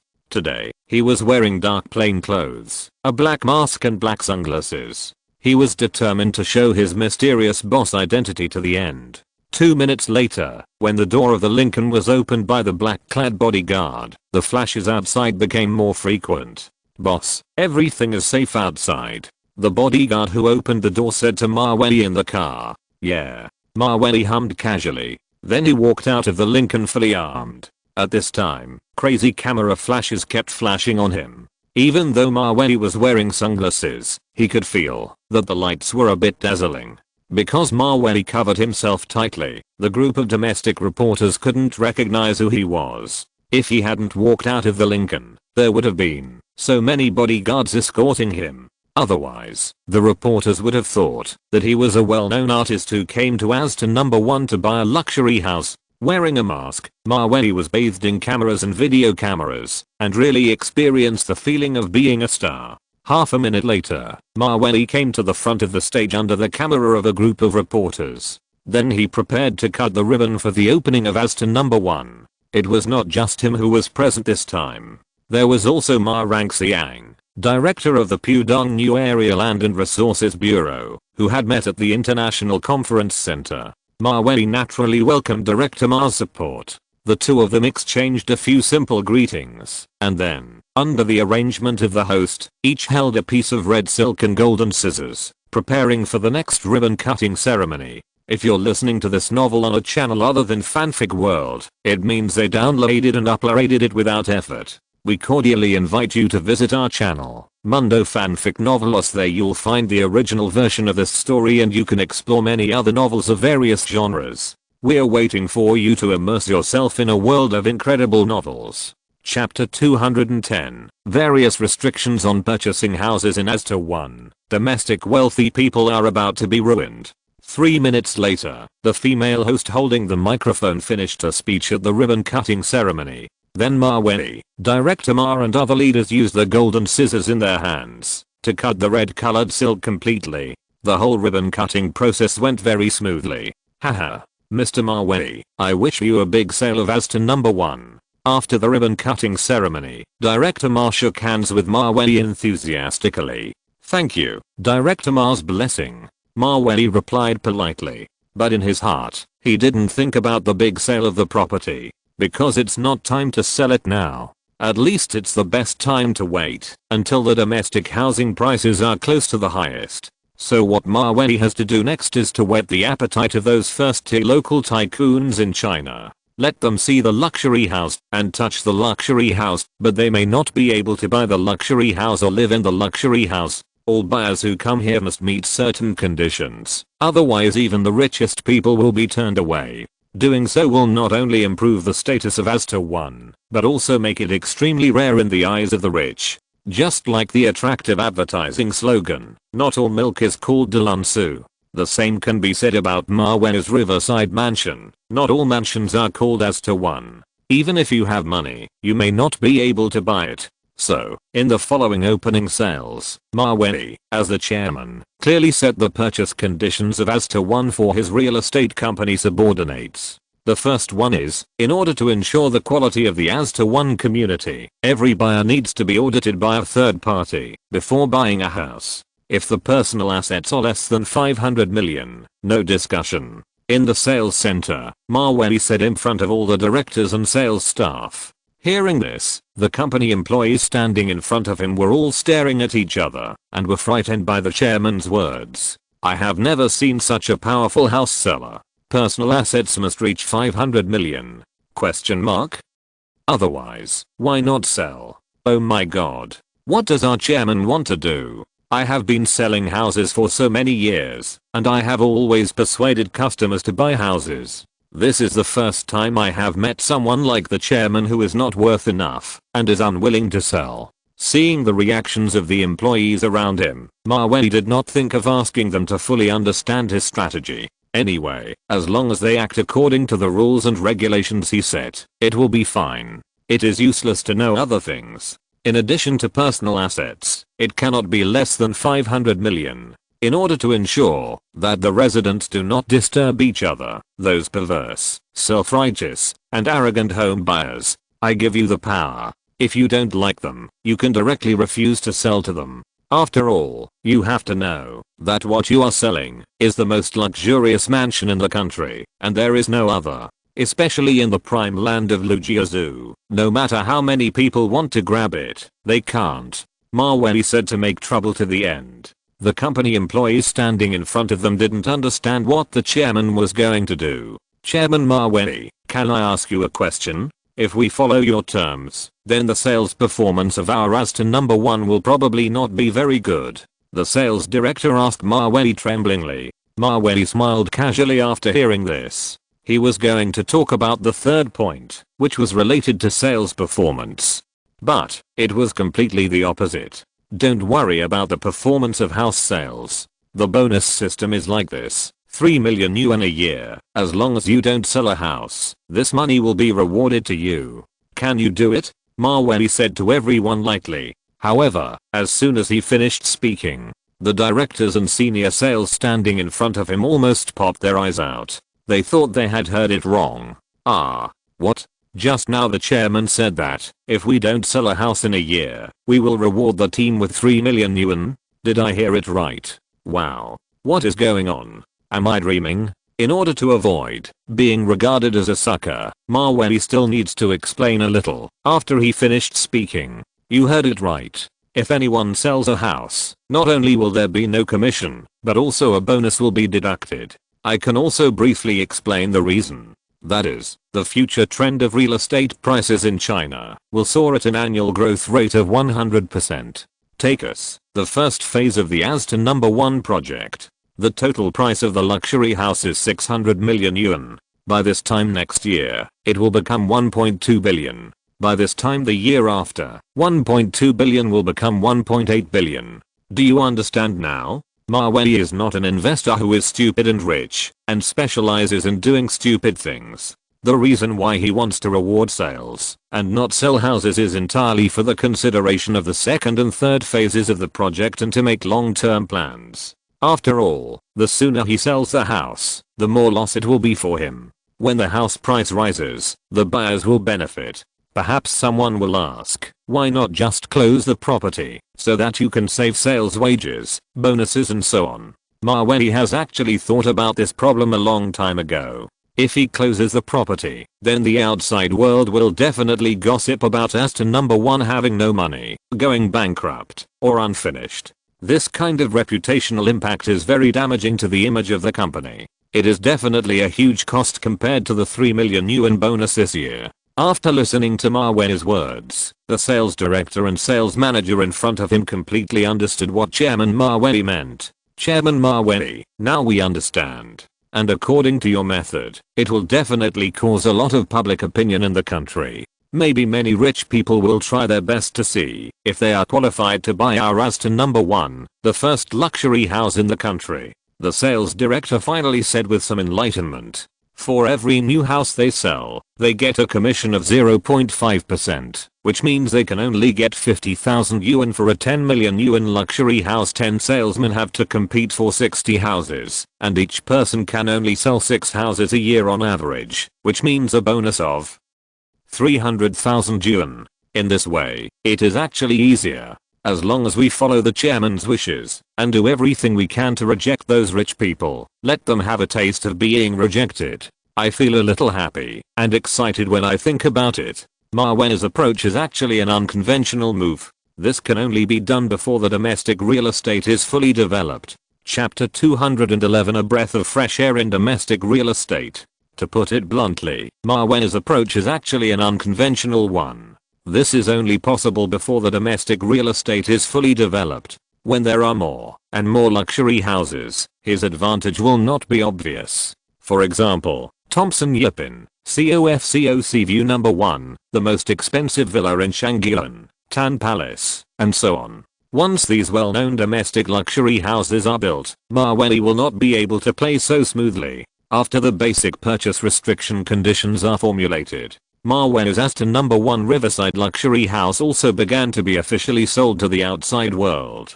On the first day of the opening, a domestic tycoon in a Mercedes-Benz S600 came excitedly to see the luxury house, but he was directly rejected by the female salesperson in charge of reception, saying, "I'm sorry, sir, because your personal assets are less than 500 million yuan, so you can't buy our as to 1. The rich man took the Mercedes-Benz car key in his hand and didn't react for a while, looking at the salesperson in surprise. 500 million yuan in assets? If not, I can't buy your house. Yes, sir, our chairman has stipulated so. So sorry." Although the saleswoman's attitude was unusually polite, she was still secretly happy in her heart. In the past, she always tried her best to look at the faces of other customers. But now, she has directly changed from a service staff to God. Damn it. The rich man drove away very unhappy. He has never met a real estate company that sells houses like as to 1. It's really rare. The rich man driving the Mercedes-Benz S600 had just left not long ago. Another young woman driving a BMW 740i drove the BMW car to the front of the sales center in an unusually stylish way. Then she opened the door and led her pet dog out. It seems that she wants to bring her pet dog to see the house. Sorry, ma'am. Pets are not allowed. At this time, a male salesperson from the sales center hurriedly stepped forward to stop her. The young woman glanced at the salesperson with disdain. "Not allowed in. Do you know how expensive this dog is? No matter how expensive it is, the company's regulations say that you are not allowed in. At worst, we won't sell you this house." With the support of the chairman Maweli and the bonus, the male salesperson was very confident when he spoke. If it were in the past, he would have apologized to the young woman in a humble manner. Even at the beginning, he would not even try to stop her. Faced with the salesperson's tough attitude, the BMW woman with the pet dog immediately laughed in anger. She has been shopping for so many years, and she has never seen such a bold salesperson. "Do you know who I am? How dare you talk to me like this? Call your manager out." The young woman shouted angrily. She really suffered a lot of grievances today. However, when the sales center manager appeared in front of the young woman, the result was the same, and those who should leave had to leave. "I'm sorry, miss, pet dogs are not allowed in." No matter who you are, even if the President of the United States comes, it's the same. After hearing the male manager's refusal, the young woman was so angry that her face turned green. Okay. Very good. You just wait and see. She immediately took out her mobile phone and wanted to call her powerful husband, asking him to use his connections to immediately earn back his face today. But when her husband heard that it was a friction with as to number one, he immediately persuaded his wife to swallow her anger. Otherwise, leave the dog in the car and go to see the house. Anyway, try not to have too much conflict with the people of as to number one. After this series of receptions that refused to sell the house, the glorious deeds of as to number one were also reported on the internet. It was even reported that a coal boss from Shanxi wanted to spend 10 million to buy a luxury house, but in the end, he was rejected by the sales because of his poor quality.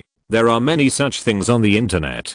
This has led many netizens to call as to one a breath of fresh air in the domestic real estate industry. Oh my god. As to one is so awesome. This is the first time I've seen someone who doesn't allow people to buy houses, even though they have money. Haha.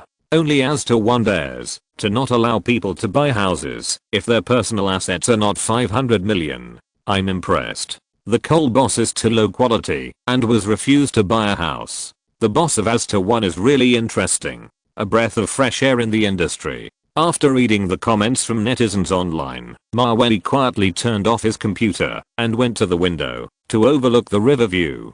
He is now on the top floor of as to one Riverview mansion. Unlike other rough houses on sale, Mawei's top floor mansion was specially tailored for him by the designer. The materials used are all carefully selected, and people can tell at a glance that it is extremely luxurious. In addition to these, in Mawei's bathroom, there is also a natural amethyst bathtub worth $2 million. This crystal bathtub was specially purchased by him from Brazil.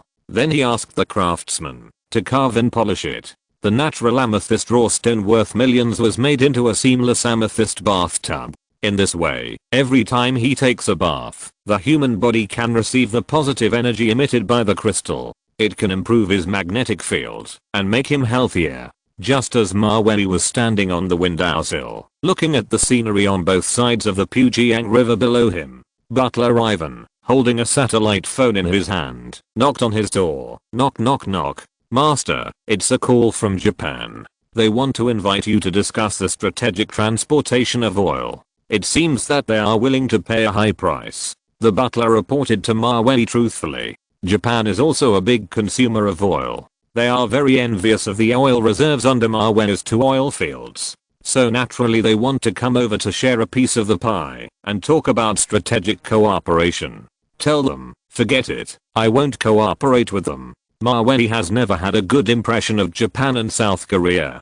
Besides, he is not engaged in oil wholesale, so he doesn't need the money for oil. Okay, master, I got it. Ivan, the butler, walked out of the room holding the phone, and then directly rejected the other party. I'm sorry, my master said that he is not very interested in your proposal. The butler spoke in English on the phone, and the representative of the Japanese oil company who was talking to him on the other end said in broken English, why can you, Mavey Energy, choose to cooperate with China instead of considering our proposal? Is the price we offer not generous enough? Just tell me how much you want. Chapter 212 Mawei's oil strategy is well received by the Chinese people. My young master has made it clear that this is not a matter of money. Let's end the call here today. Ivan, the housekeeper, is also a capable man. He hung up the phone directly after saying that. The representative of the Japanese oil company on the other end was so angry that he didn't know where he lost. 2 weeks later, under the advice of the investment group, Mawei officially signed a 30-year strategic development agreement with PetroChina and Sinopec. 35 million tons of low-priced crude oil will be delivered to the two companies every year, and a one-time investment of 12 billion yuan, or $1.5 billion. It will be used to subsidize the two companies and incorporate domestic private refueling companies to achieve unified management. Of course, in return, PetroChina and Sinopec will transfer a certain proportion of the original shares to Mawei. Both companies are currently not listed on the A-share market, so this original share is quite valuable. As soon as the news of the cooperation came out, many domestic media and websites rushed to report it. They all praised Russia for being so generous, including netizens on the internet. They also expressed their praise for this strategic cooperation. Mavey Energy Company is really awesome, delivering 35 million tons of low-priced crude oil every year. This accounts for almost 50% of our country's crude oil imports. This news is really great. In this way, we don't have to look at other countries' eyes and import high-priced oil from them in the future. The cooperation between Mawei and PetroChina and Sinopec can be said to be a win-win situation. It not only solves the problem of domestic oil imports, but also solves the problem of weak oil industry chain in Russia. Investing in PetroChina and Sinopec, allowing them to monopolize the domestic finished gasoline market, is equivalent to converting oil into gasoline in disguise and then selling it offline.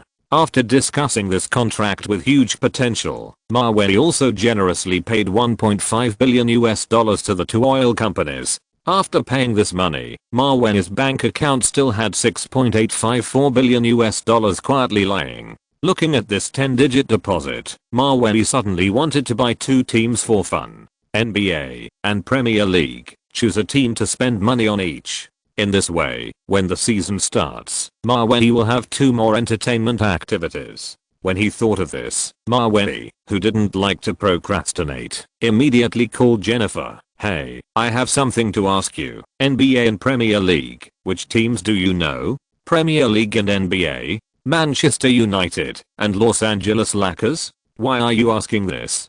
Jennifer told Mawei the names of the two teams directly, but she didn't know what Mawei was going to do. What else can I do? Of course I want to buy them. I'm bored, so I watch them play football, Mawei said lightly on the phone.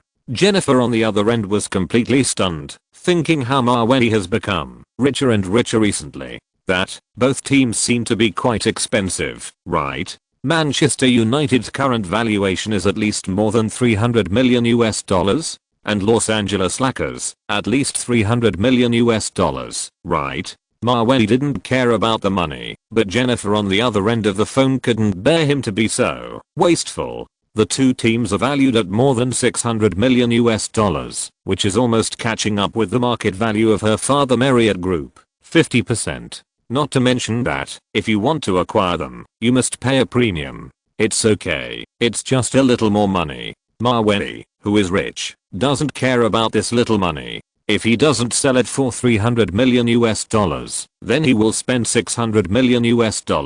If he still doesn't sell it for $600 million, then he won't buy it, buy other teams, and then dig out the main players of the team at a high price. Anyway, the future valuation of the two teams Jennifer mentioned is more than $3 billion.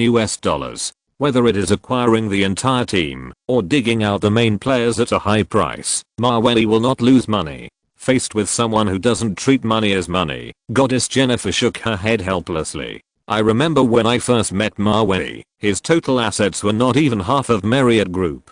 However, a year and a half later, Mawei has become a young talent who owns a company with a market value of hundreds of billions. And the key industries under his umbrella are all developing very well. Such investment vision and accurate judgment are really remarkable. So now Jennifer's father can't help sighing almost every time he sees good news about Mavey Group. Recalling what happened at the Disney anniversary last year. Then go buy it. Anyway, I believe in your vision. Jennifer is still very considerate. She won't restrict Mawei's decision like a spendthrift woman. Okay, then wait for my good news. By the way, when the time comes, let's go to Los Angeles for 2 days, Mawei said to the goddess on the phone. Huh, who will go to play with you? Every time you play alone. Recalling that every time she played with Mawei, Jennifer was always the one who was played. Whether it was on the bed, the sofa, or the bathroom, the floor. She was always made to do something by Mawei. But Mawei was brave and good at fighting, and he could win her every time he played. It's really annoying. Really? Then let's try something different this time. Training the goddess is one of Mawei's important tasks. Unlocking more postures can make the relationship between the two more and more harmonious. HMPH. We'll see how you perform then. Jennifer said on the phone, changing the subject. Okay. Mawey said, and then he said a few more words casually before hanging up the phone. After flirting with the goddess Jennifer, Mawey directly asked his investment team to contact the Manchester United and Los Angeles Lakers teams respectively. The message conveyed to the team owner was, $300 million US. Will Manchester United sell it? If 300 million is too little, then 600 million. Anyway, the money will make you dizzy. 3 days later, the investment team went to the UK and found the owner of Manchester United, Peter. Hello, Mr. Peter. We are the project investment department of Mavey Group. Our boss, Mr. Mawey, wants us to ask you, how much are you willing to sell your Manchester United team for? How much? Peter couldn't help but raise his eyebrows. Any boss who can afford to play in the Premier League team has a certain net worth. He doesn't care about ordinary small amounts of money. How much do you think I would pay for such a good team? 500 million US. Peter asked with a raised eyebrow. He was willing to sell Manchester United for 500 million US. Because the family business has been a little cash flowing recently, it needs to borrow some money from the bank. 500 million US. Mr. Peter? Our boss thinks there is no problem with this price. Chapter 213. Developing Player Unknown's Battlegrounds. $500 million? Mr. Pitt. Our boss thinks there is no problem with this price. The representative of the investment team said without any psychological pressure. Hearing this, the owner of the Manchester United team, Pitt, who was standing in front of him, was stunned. He wondered where this rich man came from, and he didn't even blink an eye to buy a $500 million premium. A month later, Mawey successfully bought the Premier League Manchester United and the Los Angeles Lakers by spending money and other special means. It cost him a total of $960 million US. The total valuation of these two teams in the future can reach more than $6 billion US. In terms of return on investment, it is 5 times the value. Although it is a bit low, it is more entertaining. Not only can Mawey spend money to show off in front of these famous stars, but the new season's games and the championship are also great highlights. It adds a lot of fun to Mawey's entertainment life. Yes, this is a daily operation of the world's top local tyrants. When you are bored, buy a team to play. When you are bored, just find some fun in life. For example, Counter-Strike has been online for more than a year. The current popularity has already reached the point of sweeping the world. However, due to the saturation of global game players and the slight cooling of enthusiasm for the game, the number of global online users of Counter-Strike has slightly decreased compared with the previous quarter. Why do I say again? That's because as the routines of the game are fully understood by players, its playability has also decreased. Therefore, for 2 consecutive quarters, the number of global online users and sales performance of the game have continued to decline.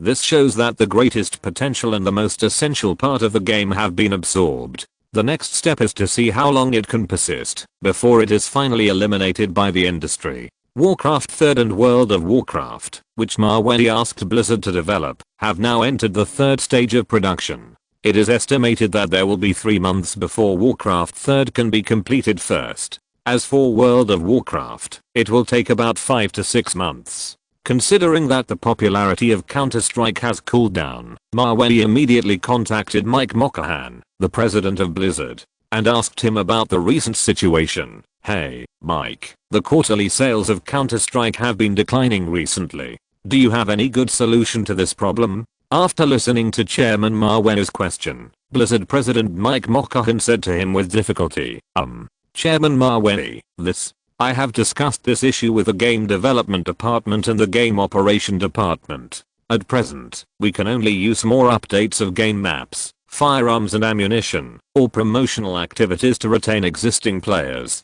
No company has a good solution for the loss of game players or the reduction of consumption. After all, a game can easily make people bored after playing it for a long time, and game developers dare not make drastic changes to the game version. They are afraid that they will make things worse and cause the loss of original players to become more serious. After listening to Mawey, he thought about it carefully, and then suddenly an inspiration came to his mind. He said to Mike Mikoyan, "Why not, Mike? Maybe we can launch a subsequent version of Counter-Strike to rekindle the passion of players." Subsequent version? What kind of subsequent version? Chairman Maweli, please tell me. Mike, the president of Blizzard, said to Maweli with some curiosity. As the president of a game company, Mike sometimes really wants to know where the chairman's mind comes from so many game ideas. It's almost like one person can be equivalent to an entire game development department. Oh, no. There are many. The name of the subsequent version should be Counter-Strike, PlayerUnknown's Battlegrounds.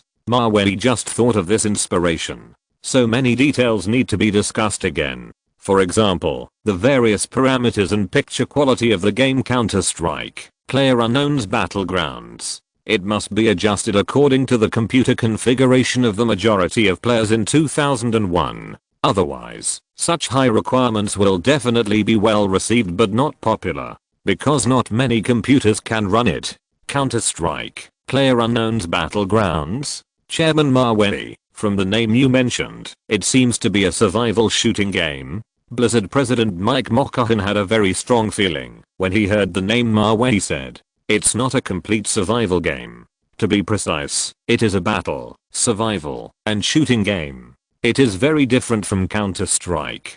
Players need to collect various resources on the game map and fight other players in the shrinking safe area to survive to the end. Based on his memory of his previous life, Maweli simply explained the essence of the chicken eating game to Blizzard President Mike on the phone. The other party's eyes lit up when he heard it. He was immediately attracted by the game element that Maweli mentioned. Chairman Maweli, based on the popularity of Counter-Strike, I think the game you just mentioned, Counter-Strike, PlayerUnknown's Battlegrounds, should also be able to catch the eyes and senses of this type of players.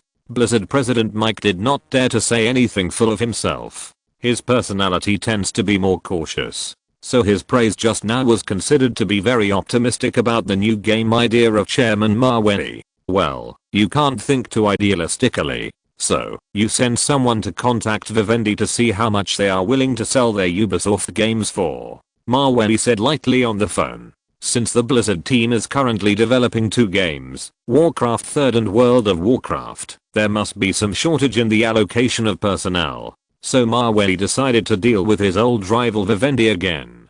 See how much they are willing to sell Ubisoft Games Company for. Speaking of Ubisoft Games Company, it is also a company that is squeezed and eaten by Vivendi. It's just that it is not as lucky as Blizzard to be saved by Maweli. It is still being destroyed by the old boss and has a miserable life. In his previous life, his classic game works mainly include Rayman, Assassin's Creed series, Prince of Persia, Splinter Cell and so on. It is one of the top 10 companies in terms of market value on Steam and has certain value potential. Ubisoft? Oh. Okay, Chairman Maweli, I get it. Mike recalled his past experiences when he heard the name. But now their Blizzard company is different from before. They directly use the funds raised from the Nasdaq stock market to show off to their old boss. Chapter 214 Maweli's world's first frigate. Mr. Adrian, our Blizzard chairman, Mr. Maweli, is willing to spend $350 million to acquire your Ubisoft game company. What do you think? Mike Mikoyan said to his former boss on the phone, feeling secretly happy. He now has such an opportunity to avenge the previous shame thanks to Maweli's help. So he has always been very grateful. Hearing that his former subordinate dared to talk to him like this, Adrien, the president of Vivendi in France, was really upset. In a fit of anger, he even wanted to reject the other party's acquisition intention on the spot. But, due to Vivendi's investment failures in recent months, and last year in the Chinese market, it used eBay to block Alibaba, but in the end it was reversed by the other party with Taobao. All kinds of failures have led to Vivendi's current decline. It really needs a sum of money to give the company a breather. $350 million, right? Okay. After a period of consideration, Adrien reluctantly agreed to Maweli's premium acquisition.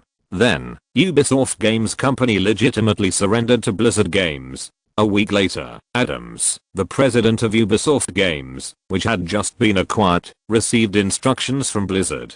He was asked to take the game development department to Sakhalin Island, Russia, to meet with the chairman of the group, Mavey. He had an important task to be completed by Ubisoft. After receiving the news, President Adams immediately took his subordinates on a plane to Sakhalin Island, Russia with trepidation to meet their real new boss, Mr. Mavey. President Adams, why does our new boss want to meet on the island? What's the matter? On the plane, Jones, the head of the R&D department, asked Adams with some confusion. Let's not worry about this. I think Mr. Mavey must have his own ideas. But there is one more thing to correct. Our new boss is Blizzard Games. And Mr. Mavey is the boss of Blizzard Games. That is, the boss of our boss. Adams didn't want to see his subordinates embarrassed in front of the chairman of the group.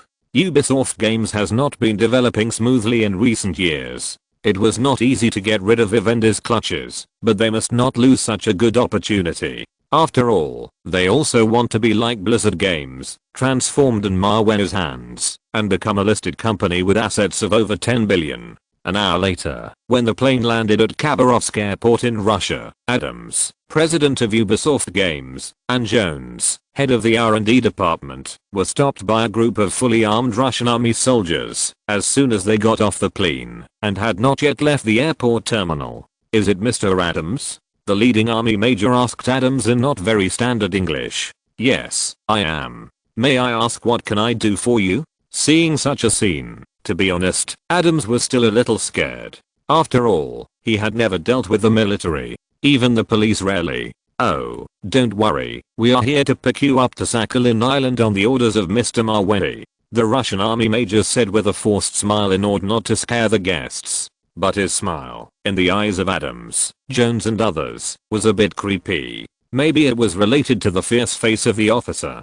Hearing that the army major in front of him was actually sent by the chairman of his group, Ubisoft Games President Adams, Jones and other R&D personnel were all shocked. Our group boss has such a big background in Russia? Even the Russian army major gave the boss such a face. A game developer stared at the soldier in front of him in amazement. Only then did he deeply realize the terrifying background of Chairman Mavey. However, these are just Mavey's basic operations. For ordinary people, it may be very scary, but it can be guaranteed that the more you go back, the more scary these so-called basic operations will be. For example, Sakhalin Island is an island located east of Russia, and you need to take a boat to get to the island. So Mavey specially prepared a very domineering Grisha-class frigate for his new subordinates. To be precise, it is a luxury yacht converted from a Grisha-class frigate, and it is the only one in the world. Mr. Adams, this yacht is prepared for you by our Mr. Mavey.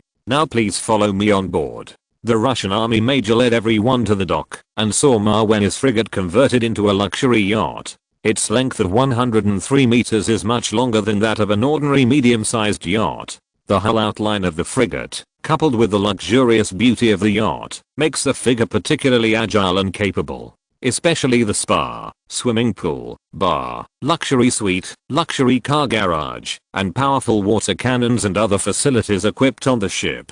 It is simply an eye-opener for Adams, the president of Ubisoft Games, and Jones and other R&D personnel. They were completely impressed by Mavey's financial resources and power. My god.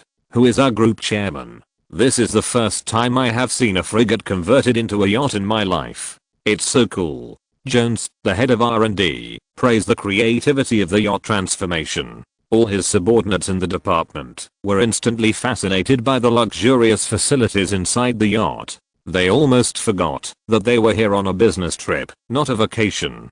Be careful, don't damage Chairman Mavey's yacht. Adams, the president of Ubisoft Games, still has some self-control. At least he is not like his employees who have never seen the world. Half an hour later, the warship yacht carrying everyone drove to a sea area south of Sakhalin Island. Then it stopped the engine and seemed to stop moving forward. Adams, Jones and other R&D personnel who saw this situation were somewhat confused about what was going on. Why was the yacht fine, but it stopped halfway through driving? Hello, Major. Is the yacht broken? Adams found the Russian army major with doubts. However, the answer he got was, the yacht is newly built, how could it be broken? Don't worry, Mr. Mavey will be there soon. Be there soon. Adams asked in surprise. He deliberately looked around the sea and found that there were no speedboats or cruise ships nearby. Could it be that the group's CEO was coming from the sky? Just as he was thinking this, he suddenly heard the sound of a helicopter's propeller in the distance. Chapter 215 SAM-20 Air Defense Missile Bombs Gulfstream G200 Business Jet. Just as Adams was thinking this, he heard the sound of a helicopter's propeller in the distance. Not long after, a B-28 armed helicopter appeared over the yacht in an unusually handsome manner. The strong wind blade blew the clothes of the Russian soldiers standing on the deck, as well as President Adams and others. It also blew the surrounding sea surface outward. The B-28 armed helicopter, codenamed Catastrophe, is very outstanding among armed helicopters for its superior performance and cool appearance. Looking at the helicopter above, it kept descending and would soon approach the yacht. Adams and others were really sweating in their hearts. I thought, is this armed helicopter going to dock on the yacht? Is there a helicopter pad? Poverty limits everyone's imagination. Mawei's warship converted yacht has a helicopter pad on the rear deck. So it is very easy to get on board, and there is no need to take a speedboat to board the ship. When everyone saw the Mi-28 helicopter landing smoothly behind the yacht, Ubisoft President Adams and R&D Director Jones were all surprised by the boss's awesomeness again, even if they didn't know what the boss Mawei looked like. But with this series of insights, Adams and others only had a big admiration for Mawei. When Mawei, who was wearing plain clothes, just got off the helicopter, Adams, Jones and other subordinates who were waiting nearby hurriedly stepped forward to welcome him and said, "Hello, Chairman Mawei. I'm Adams from Ubisoft Games, and it's our first meeting." "Hello, President Adams. Are you tired on the road?" Mawei still maintained his humility and courtesy, regardless of his identity and background. This is his traditional virtue. "It's okay. It's okay, Chairman Mawei. I'm not tired at all on the road." Adams smiled and shook hands with Mawei. During the meeting, he was surprised to find that the chairman of the group was so young. He looked only in his early 20s. Compared to his own age of over 40, it was simply a pity for him. "If you are not tired, then let's go to the deck. We will start developing a new game later," Mawei said, motioning everyone to follow him to the front deck. There will be a very exciting game development session waiting for everyone to witness. After hearing Mawei's words, Adams, as well as R&D Director Jones and others, were immediately filled with question marks in their hearts, thinking, go to the front deck to develop a new game? What does this mean? After so many years of involvement in the game industry, everyone has never developed a game on the deck of a yacht. So everyone was very surprised when they followed Chairman Mawei to the front deck of the yacht. Then everyone was surprised to find that there were no computers or other equipment related to game development on the deck except for the Russian soldiers standing guard. It was completely empty. "Chairman Mawei, are you bringing us here to develop games?" Adams, president of Ubisoft Games, asked Mawei weakly. Due to the difference in status between the two, Adams would not jump out and mock his boss like those brainless villains in the novel. This is simply courting death with low IQ. "That's right, wait a little patiently, it's about to start." Mawei looked up at the sky, as if waiting for something. About 2 minutes later, a pure white Gulfstream G200 private jet flew over from the right side of the yacht. That plane was Mawei's previous car, but now he has changed to a new one, so it's useless to ask for it. It's better to promote the new game Counter-Strike, PlayerUnknown's Battlegrounds. That is, take a video of being shot down by anti-aircraft missiles over the island. Such a scene must be very shocking. It will definitely cause an uproar in the industry. Just when the Gulfstream G200 aircraft appeared, 2 missile launchers and a phased array guidance radar vehicle suddenly drove over the land along the coast. These 2 vehicles are standard equipment for Russia's SAM series anti-aircraft missiles. The missile vehicle carries 3 SAM-20 air defense missiles, with a total length of 7.5 meters, a diameter of 0.51 meters, and a weight of 1,800 kilograms. The range is 75 kilometers to 150 kilometers, and it can also intercept missiles. Seeing this scene, Adams, president of Ubisoft Games, and Jones, the head of research and development, were a little panicked. They had no idea what the 3 missile launchers in front of them were for. What does it have to do with the new game development that the chairman talked about? Chairman Maweli, those missile launchers, weren't you the one who arranged them? Adams asked Maweli carefully. It was the first time he saw these missiles at such a close distance. I guess so, but don't worry, there's no danger. Maweli said lightly. The map reference of the Counter-Strike, PlayerUnknown's battlegrounds he was going to develop was the Sakhalin Island in front of him. As for the Gulfstream G200, unmanned, that was about to be shot down, Maweli had also thought of a plot for it. That was a private plane of a wealthy man, which was destroyed by a mysterious force. As a result, the private island of the rich man became a no man's land. Then, the game players who were originally the rich man's mercenaries, after hearing the news, parachuted from the military transport planes they were riding to the island, fighting for gold coins. It can be played in single player mode, 2-player team mode, or multiplayer team mode. Adams and others did not know what Maweli expected. Now the only thing they know is that the 2 missile launchers in front of them are starting one after another, aiming the 3 SAM-20 air defense missiles on the vehicles at the Gulfstream G200 business jet flying in the sky. Looking at this posture, it seems that they are going to shoot down the plane. Chairman Maweli, you are not going to arrange these 2 missile launchers to shoot down the plane, right? Adams, president of Ubisoft Games, asked Maweli tremblingly. He never thought that things would develop in this direction. Didn't we agree to develop new games? Question mark? Why is it so scary? Almost. The scene later will be made into a promotional video for the new game. And when the game is officially produced, it can be arranged in the game plot in the form of movie CG to increase the player's sense of immersion. Maweli said to Adams and others with a smile. There is no need to worry about safety issues in this arrangement, because the flight track set by the Gulfstream G200 business jet is a long distance away from everyone. It will hardly cause any damage to Maweli. Chapter 216. Maweli is attacked by the Japanese Maritime Self-Defense Force. However, to be on the safe side, he still asked everyone to come to the bulletproof glass room on the top of the cabin. In this way, they can enjoy the next crash scene with 360 degrees without dead angles. And there is no need to worry about being hit by shrapnel. Faced with such a tough new chairman, Ubisoft Games President Adams and R&D Director Jones and others were so surprised that their brains went blank. They had never experienced such a terrible scene. Moreover, it was a Gulfstream G200 business jet worth nearly $10 million US. So it exploded, and it exploded. Question mark?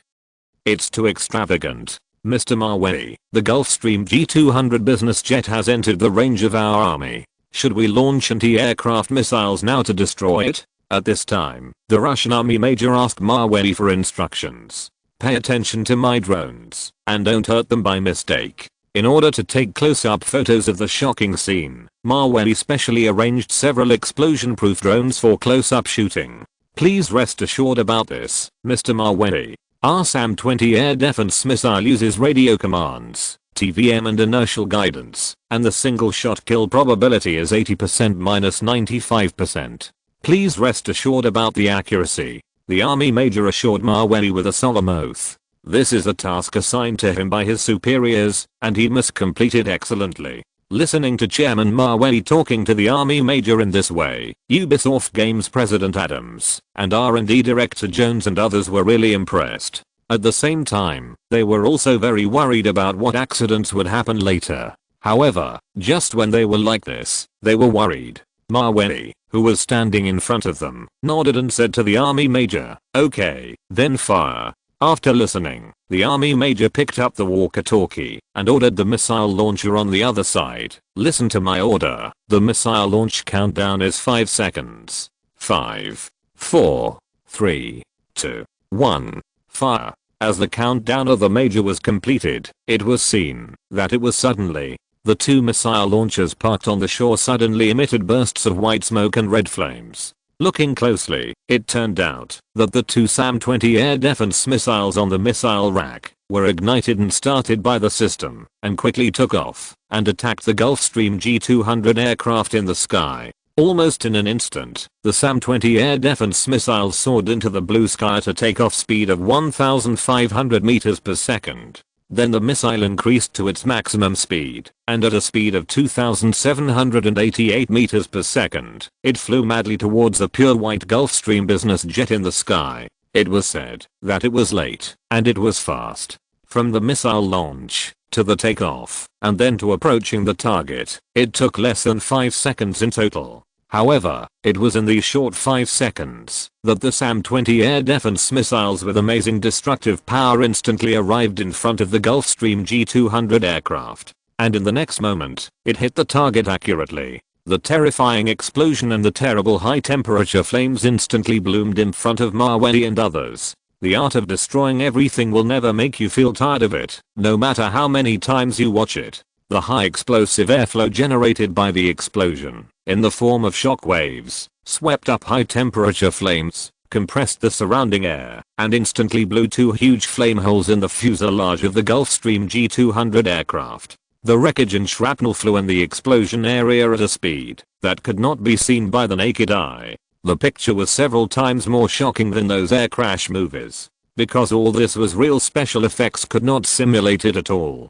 Boom. Boom. Because the distance of the explosion was relatively far, so the rumbling sound took a full 3 seconds to reach the sea surface. The wreckage and shrapnel shattered by the explosion fell to the sea surface like flowers scattered by a fairy. At this time, the Gulfstream G200 aircraft hit by the missile had long lost its original elegant appearance. It was falling towards the distant sea surface at the speed of free fall, emitting black smoke. Looking at the disaster scene in front of them, Adams, president of Ubisoft Games, and Jones, director of R&D, and others were stunned and couldn't say a word.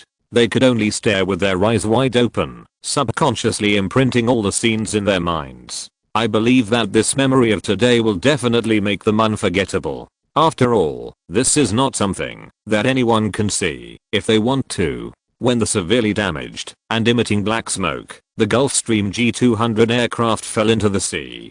Huge waves were stirred up in an instant. The scale was like a meteorite falling to the earth, stirring up waves tens of meters high as several floors. Fortunately, the surrounding sea areas were blocked by Maweli's bodyguards. Otherwise, if there was an accidental injury, it would not be possible to send it to the hospital. It was directly buried in the sea and fed to the sharks. Beautiful fight. Maweli smiled and said to the Russian army major, I believe that if all the pictures just now were recorded clearly, then this Counter-Strike PlayerUnknown's Battlegrounds promotional video would definitely be a hit. Thank you, Mr. Maweli. This is what we should do. The army major also smiled and said to Maweli, it's just that he looks quite ferocious, and it feels scary, whether he is smiling or serious. Photography team, did you record all the scenes just now? At this time, the Russian bodyguard next to Maweli picked up the walkie-talkie and asked his men. However, what is puzzling is that only a piece of noise and intermittent sounds came. Photography team, please answer if you hear it. The bodyguard repeated it in the walkie-talkie, but there was still no sound. What's going on? Maweli felt that something was wrong, so he asked his men. I don't know, young master, maybe the walkie-talkie signal was interfered with. The personal bodyguard didn't know what was going on. It stands to reason that their military walkie-talkie should be able to remain unobstructed even in extreme weather. Could it be that something really happened? Question mark? With such worries, the personal bodyguard picked up the intercom again and wanted to contact other subordinates. Outer group, please reply if you receive it. 3 seconds later, intermittent noise came from the other end of the intercom. This is the outer team number 3. Our signal is blocked by the enemy's warships. They are coming towards us now. It's the Japanese Maritime Self-Defense Force. Repeat it. There are 2 Japanese frigates, armed and helicopters, attacking us at full speed. Their electronic equipment has interfered with our signal. Help. The voice of the intercom stopped here. What was left was only a dead silence. No matter how the bodyguard used the intercom to try to communicate, in response to him, it was still an uneasy silence. Master, what should we do now? They seem to have a conflict with the Japanese Maritime Self-Defense Force in the open sea. but it won't happen. The positions we are deployed in are all near the Russian waters. We have not violated their territorial waters," the bodyguard said in confusion. If you're listening to this novel on a channel other than Fanfic World, it means they downloaded and uploaded it without effort. We cordially invite you to visit our channel, Mundo Fanfic Novelos. There you'll find the original version of this story and you can explore many other novels of various genres. We're waiting for you to immerse yourself in a world of incredible novels. Chapter 217. Little Japan is so brave. Master, what should we do now? They seem to have had a conflict with the Japanese Maritime Self-Defense Force in the open sea. But that's not the case. The positions we are deployed in are all near Russian waters. We have not violated their territorial waters, the bodyguard said in confusion. Call the Kremlin immediately and send someone to contact the embassy in Japan, Mawei said to his subordinates without hesitation. At the same time, he also took a yacht in person to go to the deployment area to see what the specific situation is. Half a minute later, Russian National Security Advisor Mavey answered Mawei's call. Hello, Mr. Mawei, what's the matter? It's like this, Mr. Mavey, my people were intercepted by the Japanese Maritime Self-Defense Force near the waters of Sakhalin Island, and there is no news at the moment. I think it is necessary to let His Excellency the President know about this matter. During the whole process, my men were in our Russian territorial waters. Mawei told the National Security Advisor Mavey everything he knew. At this time, I heard a slight sigh from the other end, and then said earnestly, okay, I understand, Mr. Mawei. I will report this to His Excellency the President. Mavey sighed. That's because some time ago, the newly appointed Japanese Prime Minister had been looking for the Russian President to negotiate on the Russian-Japanese Northern Four Islands dispute. The so-called Russian-Japanese Northern Four Islands dispute refers to the four islands of Kunashiri, Etarofu, Habome and Shikotan between the Russian Kuril Islands and Hokkaido, Japan. Russia calls these four islands the Southern Kuril Islands, while Japan calls them the Northern Four Islands. Due to historical reasons and important resources, military and other reasons, Russia and Japan have been arguing over the issue of the Northern Four Islands. So the first thing the newly appointed Japanese Prime Minister did was to find ways to get these four islands back from Russia. This not only proves his ability and ruling power, but also can obtain the rich resources of the Northern Four Islands. For example, the area near the Northern Four Islands is exactly where the North and South warm and cold currents meet. It is known as a treasure house of fish. The aquatic resources are very rich. Two of the islands are in the volcanic zone and have huge geothermal resources. In addition, the four northern islands have great military value. It has a unique concealment and can achieve thorough communication control. At the beginning, Japan gathered its core maritime forces on these four islands and then set out from here to attack the Pearl Harbor of the United States, and it was successful. Therefore, the maritime conflict encountered by Mawei's men is likely to be caused by Japan's dissatisfaction with the ownership of the four islands. When Mawei took a yacht to check the sea area arranged by his subordinates, it was found that the three boats that were supposed to be there were now invisible. Mr. Mawei, your people and boats, I guess they were detained by the Japanese Maritime Self-Defense Force, the Russian army major said, based on his experience. There are no boat wreckage on the sea, which means that there has been no major armed exchange of fire. There are no floating bodies, which means that Mawei's men should have been captured on the ship, or they detained the people and the boats and brought them back to Japan. Mawei estimated that the current situation should be the same as what the army major said.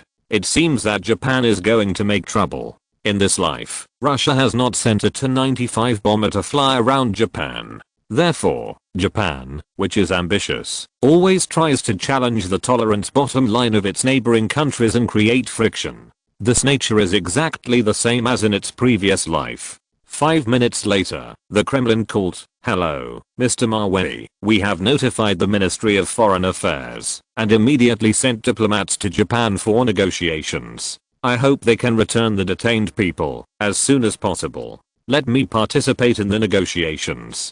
After all, they are my men, and I can't just leave them alone." Mawei took the initiative to stand up and said he understood Russia's approach. After all, no matter what kind of conflict occurs, Diplomatic interference between the two countries is necessary. We can't just use the whole country's military to destroy the other side as soon as friction occurs, because that will bring devastating disasters to the country and the people. Okay, Mr. Mawei, let's meet at Tokyo airport tomorrow morning. The diplomat sent by the Ministry of Foreign Affairs is the one who went with you to solve the issue of Turkey's seizure of the Verayag aircraft carrier last time, Mr. Rayarmed. The assistant said on the phone. Well, I see. Mawei hung up the phone with a serious expression. People in some countries just deserve to be punished. Think about the Second World War. Japan was obviously defeated, but it refused to surrender and resisted stubbornly in a suicidal way. It claimed that, unless the United States killed all the people, Japan would fight to the death. The Americans had no choice but to get 10,000 tons of incendiary bombs and burn Tokyo. But the stubborn Japan refused to surrender. In the end, the Americans had no choice but to get 2 newly developed atomic bombs and drop them directly into Japan. The problem was solved by nuclear peace. Master, are you going to Japan? After hearing the news, housekeeper Ivan asked Mawei with great concern. This matter is not a trivial matter. If it is not handled properly, the conflict will become more and more intensified. Well, I'll go tomorrow. This is the first time that Mawei has gone to Japan after his rebirth.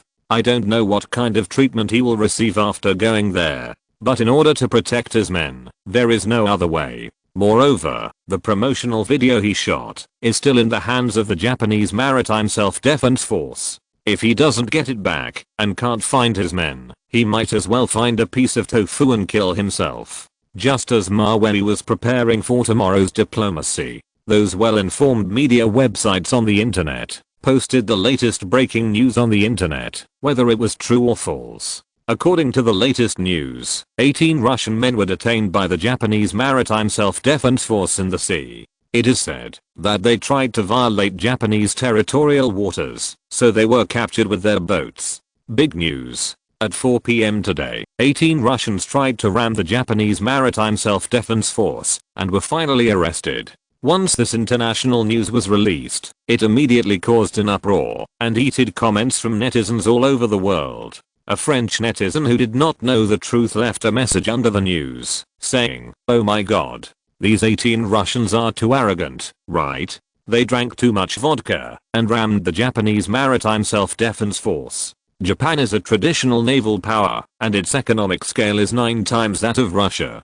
Chapter 218. The world is in uproar. Mawei goes to Japan. What's going on? Is it the Russian death squad? Or is it because of the dispute over the 4 northern islands between Russia and Japan? Their courage is commendable, but it seems a bit reckless, right? Even if Japan is a surrendering country, its maritime self-defense force is not to be underestimated. The strength of the Russian Pacific Fleet deployed nearby has long been gone. A German netizen said directly on the internet, based on the content of the news, "Little Japan dares to detain our Russian citizens?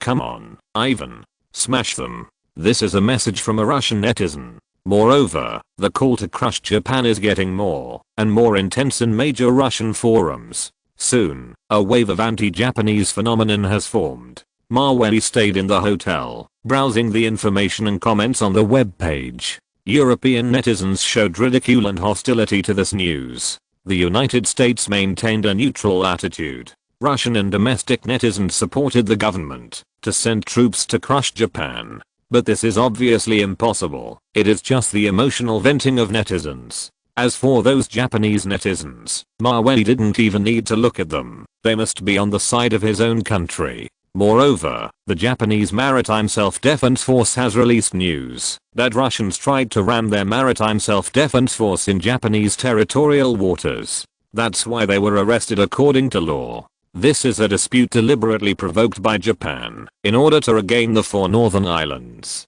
Anyone with a discerning eye can see the clues at once. Late that night, upon learning the news, Ukrainian Deputy Prime Minister Snorana called Mawei and said, "Mawei, I heard about the situation in Japan. Our Ukrainian government stands on your side unconditionally. If you need any help, just ask. Since this is a friction between Russia and Japan, it is not convenient for Ukraine to intervene. However, there will definitely be the necessary assistance. After all, the friendship between the two countries is there. It is impossible to ignore it if something goes wrong. Thank you, Deputy Prime Minister Snarana. Let me handle this matter first, Maweli said to Snarana with gratitude.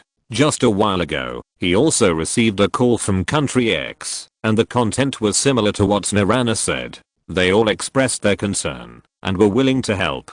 Such warm care, even if it was just a phone call, made Maweli feel warm in his heart. At least it let him know that there is still true love in this world. Well, then I wish you good luck.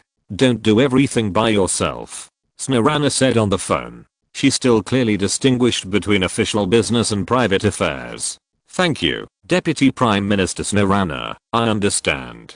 Maweli expressed his gratitude to the other party again. The next morning, at Tokyo International Airport in Japan, Maweli took a special plane and arrived at the capital of the island country on time. As soon as the plane landed, he saw the Russian diplomat who had been waiting for a long time. He stood under the plane in a black suit. Hello, Mr. Maweli, we meet again. I have heard about what happened this time. The Japanese Ministry of Foreign Affairs claimed to us that the Russian citizens who were captured wanted to break through the Japanese territorial waters, and their self-defense forces had no choice but to arrest them all. Told Maweli the Japanese side's statement in detail. After the last Turkish aircraft carrier incident, fully understood Maweli's personal ability. So this time, he will listen to Maweli's advice on diplomacy. Mr. Maweli, how do you think we should talk to the Japanese government this time? Keep a firm position. Maweli can't bring too much personal emotion to negotiations. Otherwise, if he gets angry and gives the other party a handle, the situation will be even more passive. After a brief discussion at the airport, the two took a special car to the Japanese Prime Minister's office to meet with Japanese Prime Minister Ichiro Kaneda. The two waited in the reception room of the Prime Minister's office for more than half an hour before they waited for Japanese Prime Minister Ichiro Kaneda, who was wearing a loose black suit. Needless to say, it is estimated that he deliberately delayed so long to dampen the Russian side's enthusiasm. Sorry, both of you, I was delayed by something just now and kept you waiting for a long time. Ichiro Kaneda showed his hypocritical smile and then shook hands with Maweli and respectively. Like most Japanese, Ichiro Kaneda has a pair of small shifty eyes, a flat nose, and thin lips. He is half a head shorter than the Korean admiral whom Maweli met last time. But he is very arrogant in his gestures, including the way he looks up at Maweli, which also carries a sense of confidence and faith that comes from nowhere. Russian diplomat didn't say much nonsense. After shaking hands, he went straight to the point and said to the Japanese Prime Minister, Prime Minister Ichiro Kaneda, we came here this time for the 18 Russian citizens who were detained by your Japanese Maritime Self-Defense Force without reason. Please ask your government to return these 18 people to Russia immediately. How can this be detained without reason? Mr. From the report sent by our Maritime Self-Defense Force, it is clear that the 18 people from your Russia broke into my Japanese territorial waters. Then they clashed with my Maritime Self-Defense Force and were intercepted. And after our investigation, the 18 Russian citizens you mentioned are all well-trained special forces. They also carry electronic filming equipment. So our Japanese government seriously suspects that their attempt to break through our territorial waters this time is a criminal espionage activity. We will prosecute them for espionage. Ichiro Kaneda still kept smiling and counterattacked. It looks like a hateful smile with a knife hidden in his heart. Russian diplomat immediately responded, espionage. As far as I know, our citizens did not enter your territorial waters at all, right? The filming equipment they carried was only used for recording film promotion. It has nothing to do with espionage. This issue is not up to you, Mr. Ahmed. Anyway, our Japanese government is going to prosecute these 18 Russians now, Ichiro Kaneda said on the spot without any compromise. He even seemed too lazy to discuss the conditions for withdrawing the lawsuit. Hearing the other party's tough attitude, Russian diplomat Ahmed also became angry and said loudly, Prime Minister Kaneda Ichiro, if you Japanese insist on going your own way and slandering my Russian citizens like this, aren't you afraid of causing irreversible consequences? Chapter 219. Japan's lion opens its mouth. Marwei's counterattack. Irreversible consequences? Haha, Mr. Heir made. We are not acting on our own. It is clear that this is how our Japanese laws are formulated. Ichiro Kanda said in front of the two people with confidence. In addition to the dispute over the 4 northern islands, Japan's provocation against Russia this time is also an important factor. After the end of World War II, the Japanese Maritime Self-Defense Force has been developing its own strength. Compared with Russia's economic recession, it cannot meet the annual military needs. The Pacific Fleet's ships are seriously aging, and there are almost no new warships joining the Navy. Japan believes that its naval strength is currently the strongest in Asia. Not only is the overall combat capability very strong, but there are also a large number of large surface ships, especially the number of main battle destroyers and frigates. These have been able to grow and develop with the support of the country's economy, unlike Russia's economy, which is only 1/6 of Japan's. Therefore, his Japanese Maritime Self-Defense Force is not at all inferior to the Russian Pacific Fleet, and feels that he can confront it head-on without losing the upper hand. Many Japanese military experts have also boasted that the Russian Navy can be defeated within one day. If you, Russia, want us to withdraw the lawsuit and take back the 18th person, it is not completely impossible. Just agree to a few of our conditions. One is that the ownership of the 4 northern islands must be returned to the Great Japanese Empire. The second is that the oil and natural gas reserves you have discovered in the Caucasus region need to be transported to Japan at a rate of 10 million tons per year. Otherwise, our Japanese government will never withdraw the lawsuit. Ichiro Kanda said to Heir and Marwei with a faint smile on his face. It is obvious that they have made up their minds long ago and want to use this method to force the Russian government to submit. See whether they choose their own citizens or choose to maintain their interests. If they give up citizens for the sake of interests, the image of the government will be greatly damaged. But if they lose interests for the sake of citizens, they will fall into the trap of the Japanese. Anyway, if you stick your head out, you will get a knife, and if you shrink your head, you will also get a knife. What they want is for the Russian government to compromise. Seeing the other party's ugly behavior, Marwei, who had been silent at the side, suddenly spoke up and said in front of the Japanese Prime Minister, since it comes to the law, there is no problem. You can sue for espionage. We in Russia can also arrest Japanese criminals who attempt to conduct espionage activities in Russia on the charge of espionage. But by that time, how many people will be arrested in total? I dare to guarantee you that the number will probably not be less than 18. Marwei was too lazy to pay attention to diplomatic etiquette. To deal with unreasonable people, you have to be more unreasonable than him. As soon as he finished speaking, the Japanese Prime Minister standing in front of him, Ichiro Kanda, immediately put away the smile on his face and turned his head and stared at Marwei, as if he was very dissatisfied with what he had just said. Mister, do you know that saying these words in such an occasion will make things worse? Ichiro Kanda asked Marwei in a serious tone. To be honest, he really didn't expect that Russian diplomats could come up with such a response in such a short time. If that happens, Japan will have no bargaining chips and won't get any benefits. I don't think this should be called making things worse, right? It's your Japanese government that is obsessed with interests. And we in Russia do this all to prevent our citizens from being treated unfairly. Marwei said to the Japanese Prime Minister very seriously. After experiencing the Turkish aircraft carrier seizure incident, he also had a certain understanding of diplomacy. To put it bluntly, it is a combination of hard and soft tactics. When it's time to be hard, you must be tough. Don't be timid and confront head on. Otherwise, the other party will definitely push forward and constantly test his Russian bottom line in order to gain more benefits. Okay, very good. Then sir, please remember what you said today. If your Russian government dares to infringe on the personal safety of our citizens on false charges, then our Japanese government will never let it go. Ichiro Kanda completely lost his previous smile. He thought that this time, the Japanese government had enough advantages, even if the 4 northern islands would not be taken back. At least asking Russia, the sucker, for 10 million tons of low-priced oil should not be a problem. But what he didn't expect was that the original plan was disrupted by the young man named Mavey in front of him. After the negotiations with the Japanese government ended unhappily, Mavey and Russian diplomat heir left Japan on the same day. At the same time, Japanese Prime Minister Ichiro Kaneda issued a statement in a rage, claiming that he had received the latest news that the 18 Russians captured in Japanese territorial waters were confirmed to be military spies and would be sued in court for espionage. As the seizure incident continued to escalate, the people in Japan became more and more irritable.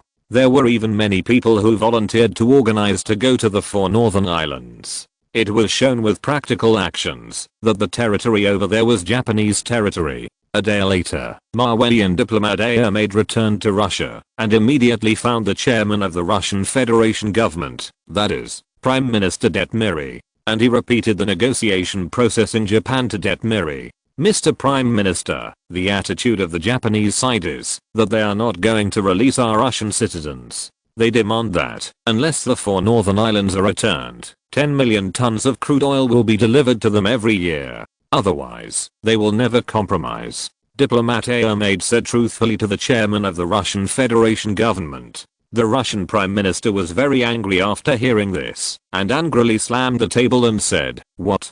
Japan actually has such a big appetite. In addition to the islands, they also want oil? Immediately notify the Ministry of Internal Affairs to arrest all the problematic Japanese in our country for interrogation. Whether it is espionage, theft, or bribery, find evidence of their crimes for me." The chairman of the Russian Federation, Detmiri, listened to Mavey's suggestions and improved them. No matter what the crime is, as long as it can be put on the Japanese, they will never let it go. Even if they run red lights or drive illegally, they must be brought back to the police station and severely interrogated. The large-scale contest between the two countries is about to break out. As the Japanese in Russia were arrested by the Ministry of Internal Affairs, the Japanese government also felt a lot of pressure and kept sending messages to Russia, asking them to release their citizens immediately. Chapter 220. Conflict escalates. A naval war is imminent. However, what they got was a firm reply from the Russian side. You release the people first, and then we will release them. Otherwise there is no need to talk about anything. The development of the incident to this extent can be said to have entered a stalemate stage, and countries around the world are paying attention. All that is missing is further military deployment and the threat of force. However, an incident that happened 2 days later instantly triggered the conflict between the two countries a step further. That is, more than 50 Japanese, without the permission of the Russian side, forcibly landed on Kunisha Island, one of the 4 northern islands actually controlled by the Russian side, and they planted the Japanese flag in an attempt to provoke Russia's tolerance bottom line. Fortunately, that night, all the more than 50 people were arrested by the Russian military. Otherwise, if they were allowed to plant the national flag and then slip back to Japan, the Russian government would be completely embarrassed. Mr. Mavey, late last night, our army captured 52 Japanese who had forcibly landed on Kunisha Island. As you estimated, they should have succeeded in smuggling with the help of the Japanese Maritime Self-Defense Force. Fortunately, they were caught in time, otherwise it would be bad. The Russian Pacific Fleet Rear Admiral called Mavey and reported a good news that was not bad. It's good that the people were caught.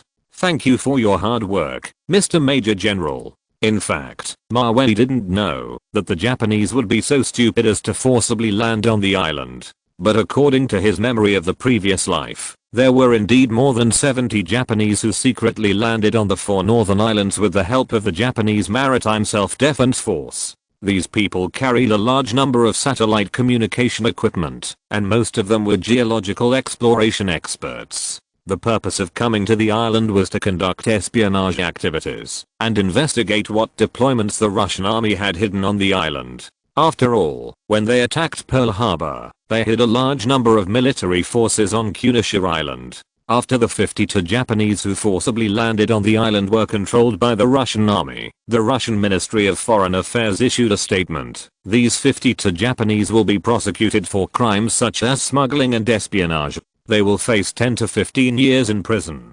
With the Russian Ministry of Foreign Affairs statement, the situation between Russia and Japan has become more serious. Almost on the same day, Japanese Prime Minister Ichiro Kaneda quickly announced to the outside world their Japanese self-defense forces will launch a massive military exercise in the Japanese waters, prove to the world the strength of his traditional naval power. At the same time, it also warned Russia to quickly release the more than 60 detained Japanese citizens. With things developing to this point, the Russian army naturally can no longer sit idle. Your traditional maritime power Japan is going to conduct military exercises in the Japanese Sea. Then his Russian Navy and Air Force will definitely be dispatched to launch a military confrontation. Immediately, the Russian president ordered the Navy headquarters, let your Pacific Fleet send Aquila-class attack nuclear submarines and Oscar-class cruise missile nuclear submarines to the waters near Sakhalin Island to stand by. At the same time, let other fleet ships go to the Japanese waters for support as soon as possible. Aquila-class attack nuclear submarines and Oscar-class cruise missile nuclear submarines are a major backbone of the Russian Navy. The combination of these two nuclear submarines is not to be underestimated even by the US Navy's 7th Fleet. Originally, the Russian president wanted to send the country's only conventional powered aircraft carrier, the Kuznetsov aircraft carrier, to the Japanese waters for support. It's a pity that the aircraft carrier is deployed in the Northern Fleet and may not be able to catch up in time. This is why the Russian president asked Mavey to help them build a nuclear-powered aircraft carrier. It's just that some surrounding countries are too annoying, constantly creating disputes at sea. I understand, Mr. President. I will deploy immediately, the Russian Navy Marshal said respectfully on the phone. Time soon came, the day of the Japanese Navy's military exercise. Since the news had been released a few days ago, many media from all over the world took helicopters to the sea area to follow up on the exercise before it even started. The conflict between Russia and Japan is a major international news. For these reporters who make a living from news, it is absolutely like sharks smelling blood, and they will rush to shoot at all costs. These reporters did not have to wait in the air for too long. The Japanese Maritime Self-Defense Force base, Minato Base, was seen. 3 Kango-class destroyers, 1 Hyuga-class helicopter destroyer, 1 Izumo-class helicopter destroyer, and dozens of Chikugo-class missile frigates and anti-submarine ships were all dispatched. The scale can be said to be extremely grand. The Kango-class destroyer, equipped with Aegis combat system missiles, has a full load displacement of 9,485 tons and a speed of 30 knots. It is the largest combat ship in Japan at present. The Hyuga-class helicopter destroyer and the Izumo-class helicopter destroyer are nominally helicopter carriers, but in fact, they are amphibious assault ships with direct access decks. Although it is currently only allowed to carry helicopters, Japan surrendered in World War II and cannot own aircraft carriers. It can carry fixed-wing aircraft with a little modification. So it is not an exaggeration to say that it is a quasi-aircraft carrier. Moreover, the Izumo-class helicopter carrier, the Japanese Maritime Self-Defense Force, seriously concealed its full load displacement. It is claimed to be 19,500 tons, but its volume of 248 meters long and 38 meters wide, plus the width of the outer deck of 6 meters. This is obviously catching up with the 45,000-ton medium-sized aircraft carrier. There are a total of 9 quasi-aircraft carrier helicopter carriers like this, including those in service and those planned to be newly built.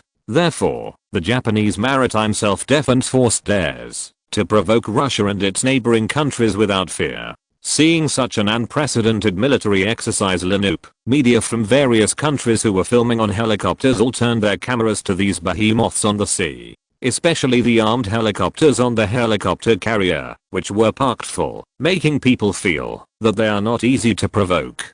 Just as reporters from various countries were frantically pressing the shutter to capture this scene, dozens of huge P-3C anti-submarine patrol aircraft suddenly flew from the direction of the Japanese island nation. These anti-submarine patrol aircraft were purchased by Japan from the Americans. The aircraft is equipped with a global positioning system, search radar, and optoelectronic sensing system. It can carry up to 9 tons of Mk-46/50 torpedoes, depth charges, mines, rockets, harpoon missiles, maverick missiles, and sonar buoys. The purpose is to deal with submarines hidden underwater. With these hundreds of P-3C anti-submarine patrol aircraft purchased from the Americans, Japan's anti-submarine capability can be said to be ranked second in the world. Including in recent years, many experts and scholars have pointed out that the Japanese military is about to complete the transformation of combat capabilities from self-defense to interference, defense to offense, inward to outward, and inland sea to far sea. Its ambition has always been there. Don't criticize the author anymore, dear book friends. It's really not easy to code 8,000 words a day. Chapter 221, Russia-Japan conflict ignites. Japanese destroyer forcibly enters restricted waters. Seeing the powerful lineup of Japan's sea and air forces, the media from various countries on the helicopter could not help but press the shutter in their hands to shoot this scene. At the same time, they also expressed admiration for this. Japan is indeed a traditional maritime power. The Maritime Self-Defense Force is known as the strongest in Asia. There is a reason for this. Now it depends on how Russia will respond. I heard that the Russian Navy will also conduct a large-scale military exercise in the Sea of Japan today. These foreign reporters are very well informed. After the Japanese Maritime Self-Defense Force announced that it would conduct a large-scale military exercise, Russia is naturally not to be outdone and will conduct military exercises in nearby waters.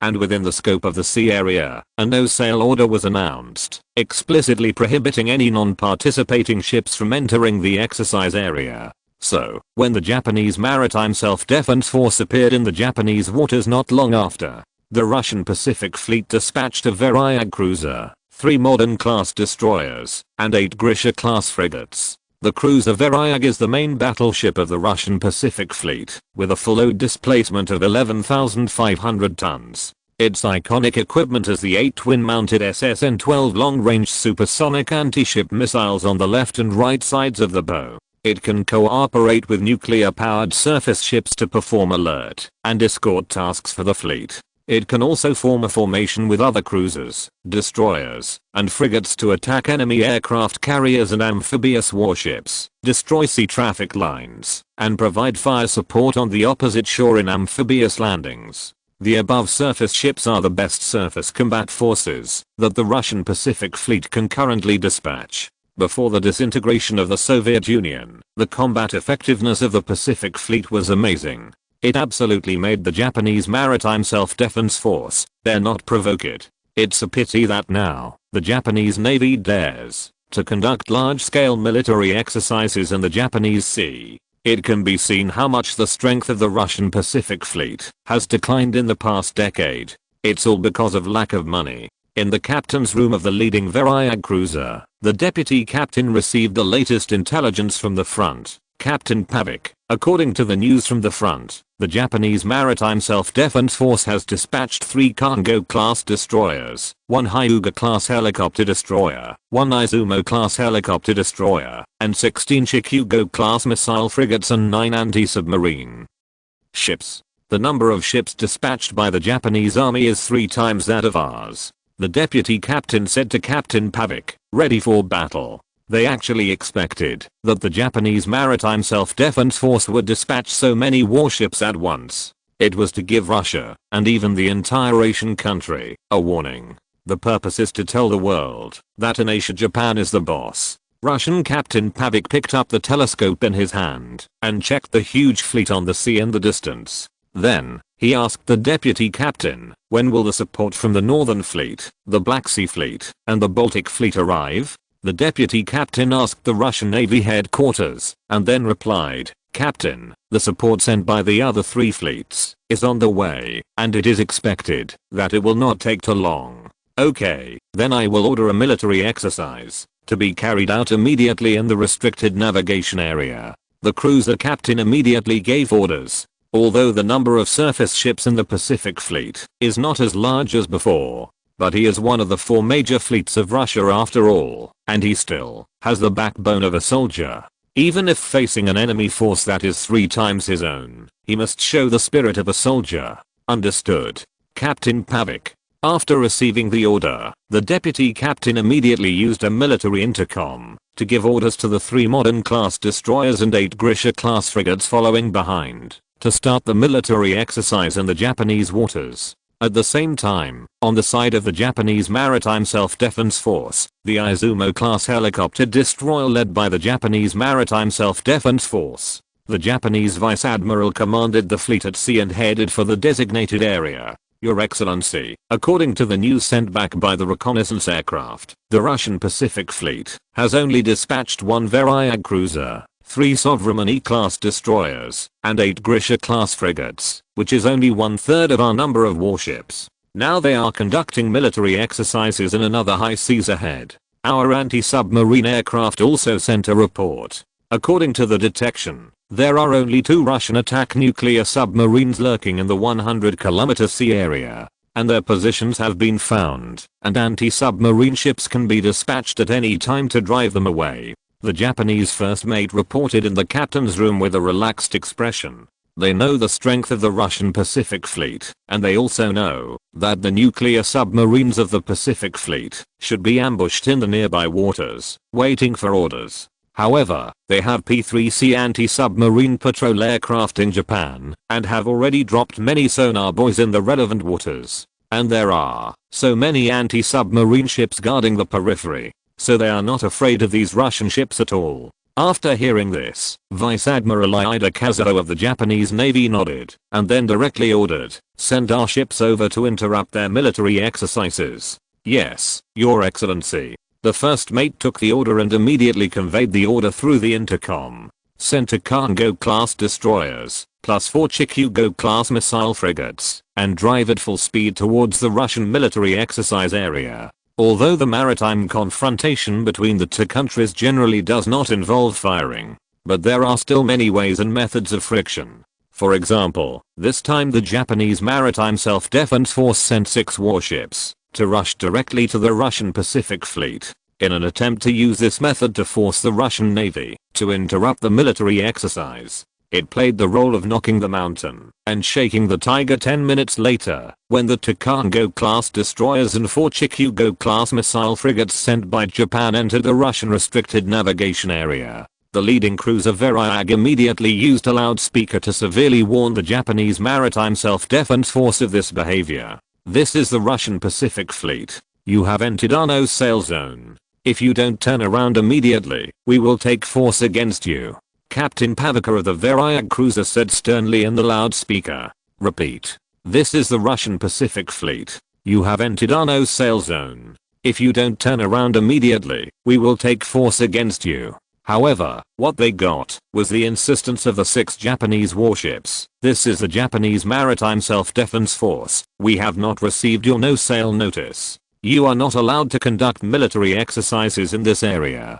Chapter 222, Head-on confrontation with the Russian Pacific Fleet. The 6 warships of the Japanese Maritime Self-Defense Force obviously relied on their strong rear support, so they came to provoke fearlessly. It was to test the tolerance limit of the Russian government. Not only that, the Tycoon-class destroyers in the lead suddenly accelerated after shouting.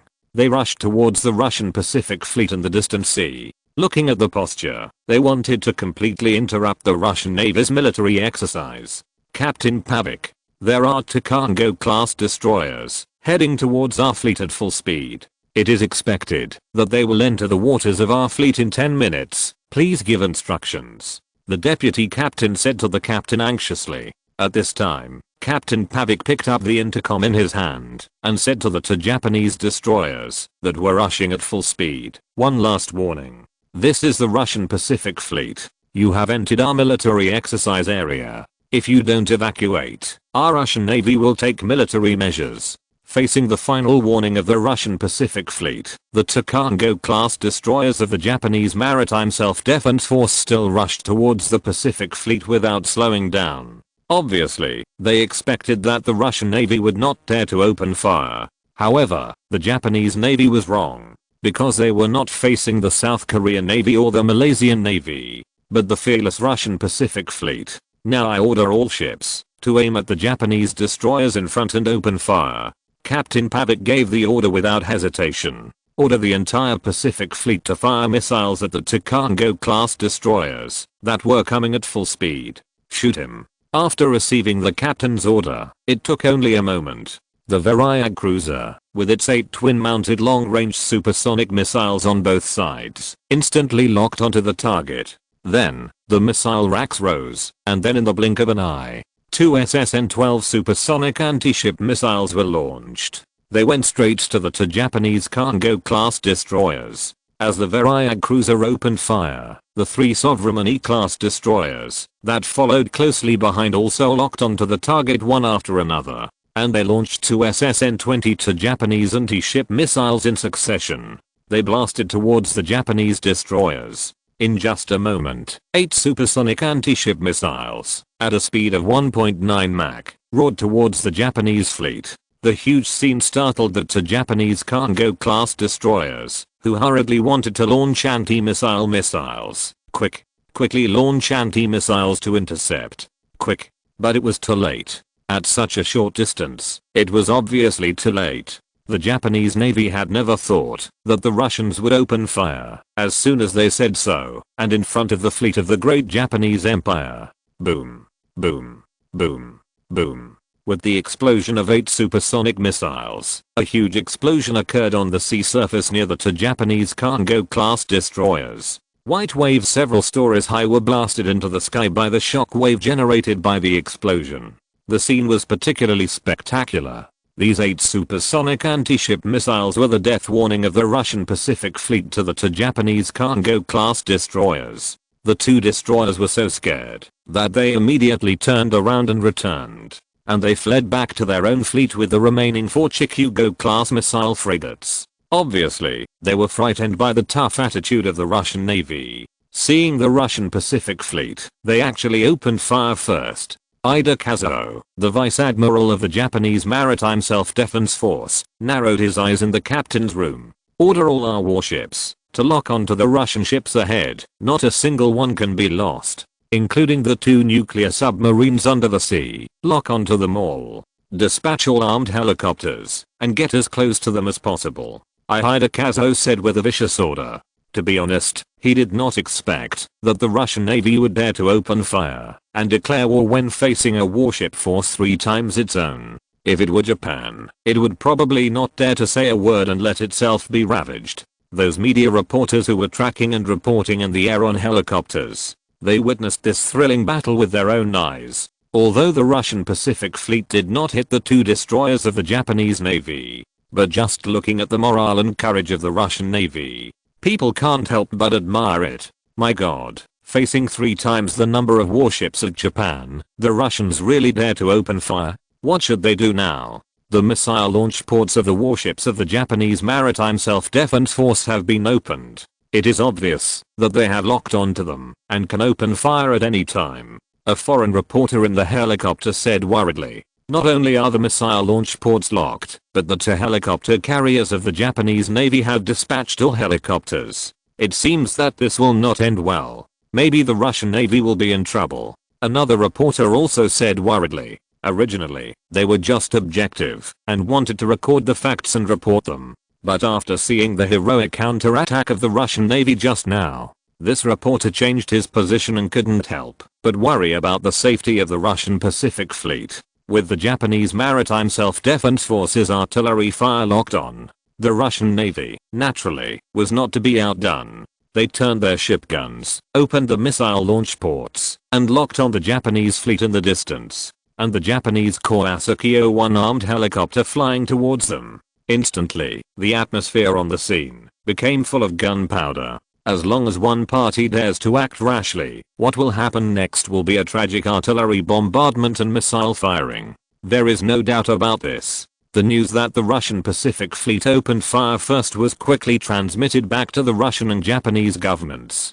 including the current confrontation between the 2 armies at sea. The Russian president and the Japanese prime minister will be informed word for word. Your Excellency, the situation is now very unfavorable to our Pacific Fleet. The Japanese Maritime Self-Defense Force has dispatched 70 Kawasaki O-1 armed helicopters, and all the missile launch ports have locked our ships.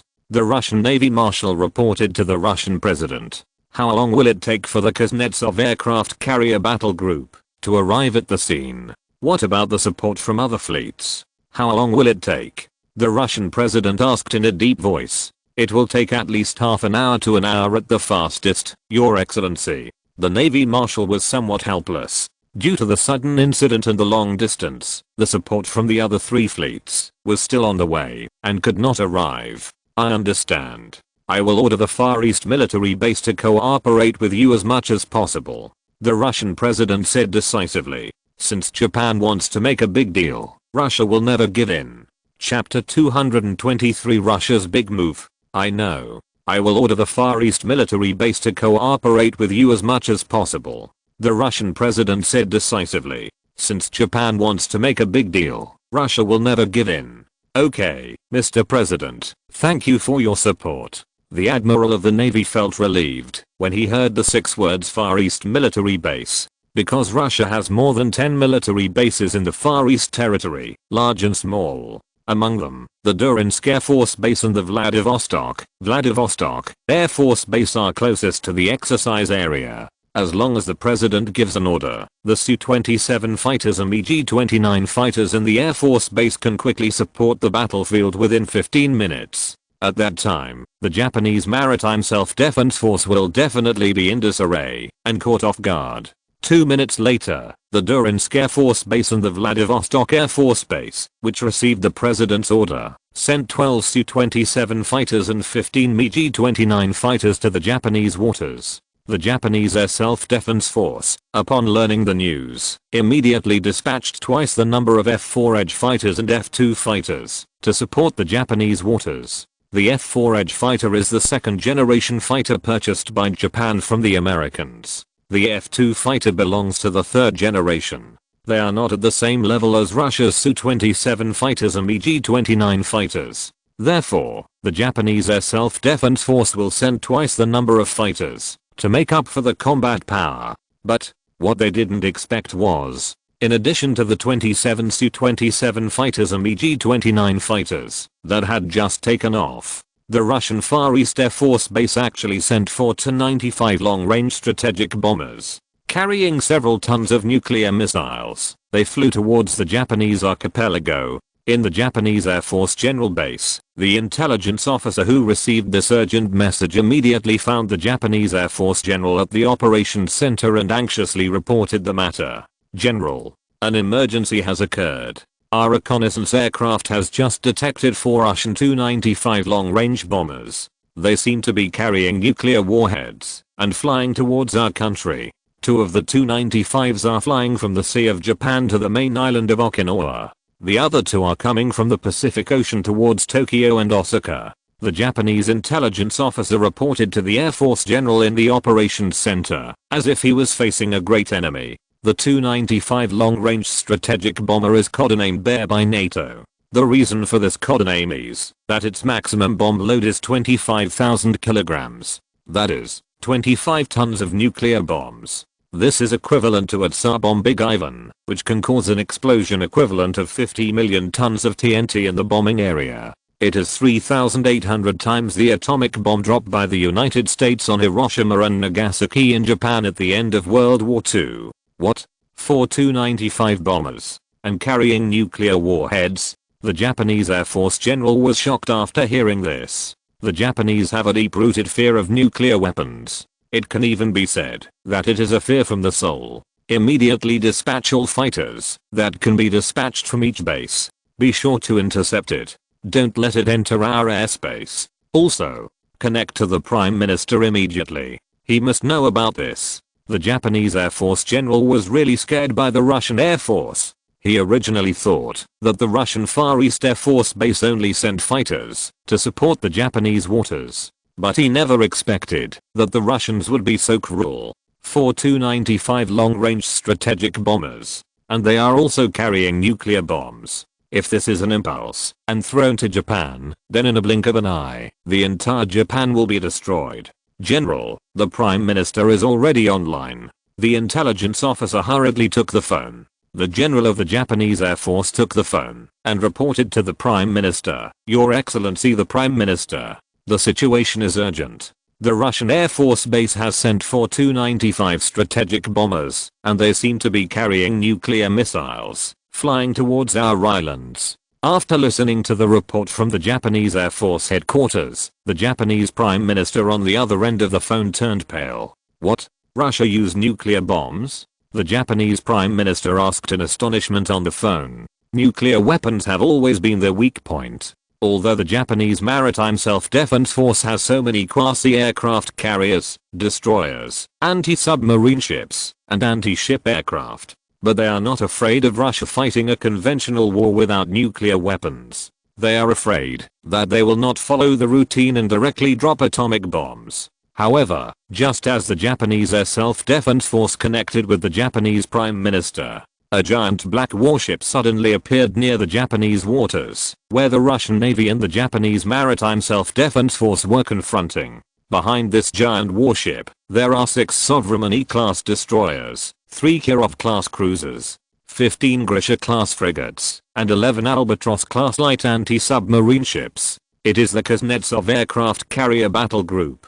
The strongest combat force of the Russian Navy, the Japanese Maritime Self-Defense Force, which is in a standoff, was immediately in chaos after seeing the real aircraft carrier battle group appear. Their helicopter carriers are not a little bit worse than real aircraft carriers. After all, armed helicopters, no matter how many there are no match for fighter jets. Especially Russia's 3rd generation and 4th generation fighters, which fly fast and high, directly use the advantages of high altitude and speed to dive attack helicopter groups. Even if armed helicopters are equipped with infrared air missiles and attack from the top, the actual effect is not much better than anti-aircraft guns. Unless the fighter pilots make mistakes, there is no chance to win. Escape is even more impossible, and they will be beaten in minutes. Lieutenant General Ida Kazo. That's the Kuznetsov aircraft carrier battle group of the Russian Northern Fleet. The 30 fighters on their aircraft carrier have taken off. Now they are flying towards our armed helicopter group and the mothership.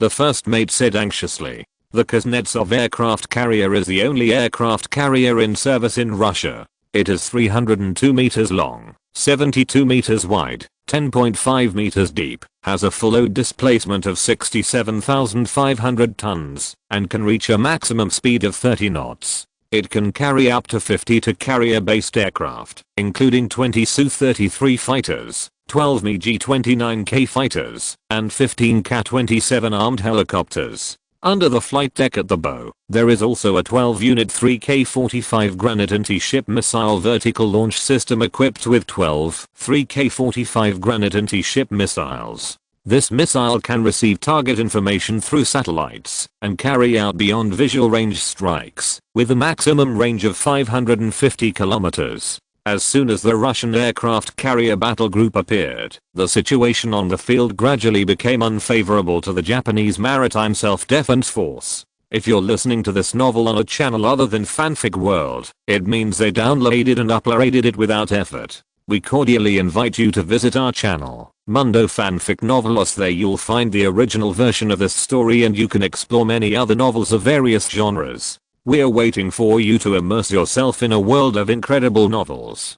Chapter 224. Become famous in one battle and shake the world. As soon as the Russian aircraft carrier battle group appeared, the situation on the field gradually became unfavorable to the Japanese Maritime Self-Defense Force. However, this nightmare has just begun. Because in addition to the aircraft carrier battle group, the Russian Pacific Fleet has deployed Akira-class attack nuclear submarines and Oscar-class cruise missile nuclear submarines in the 400-meter deep sea in advance. At this moment, they also joined the battle, and their number is not the 2 detected by the Japanese army, but a full 7, all hidden in the deep sea. Even sonar buoys and sonar arrays can hardly detect them. Lieutenant General Ida Kazo. Our radar shows that 7 Russian attack nuclear submarines suddenly appeared in the nearby waters, and their torpedo tubes have all been aimed at our fleet. Compared with the arrival of the aircraft carrier battle group, the appearance of 7 attack nuclear submarines like ghosts made the Japanese Navy's first mate feel more frightened. Because Russia's 4th generation cruise missile nuclear submarines are equipped with 3m-45 Granite anti-ship missiles. If it carries a nuclear warhead, its warhead equivalent is 200,000 tons of nuclear depth bomb. The maximum explosion equivalent is equivalent to 10,000 tons of TNT. Hurry up and get the Prime Minister's call. The situation is critical. Lieutenant General Ida Kazuo looked at his own radar in dismay. If this happened on the battlefield, their entire fleet, 30 ships, would have been completely destroyed by the Russian army. Lieutenant General Ida Kazuo. The Prime Minister's phone has been busy, and I can't get through. The Japanese first officer was more anxious than the Lieutenant General. Originally, they were thinking about showing off their power in the Japanese Sea. Let South Korea, North Korea, Malaysia, the Philippines and other countries take a good look at who is the #1 military power in Asia. However, this military exercise has not officially started. It has been frustrated again and again, which is really a loss of both people and battle. The key is that it has lost the face of the country. It will definitely be ridiculed by the whole world. If you can't get through, keep fighting. Ida Kazuo has long lost his leisure and ease just now. Now he is already sweating with panic.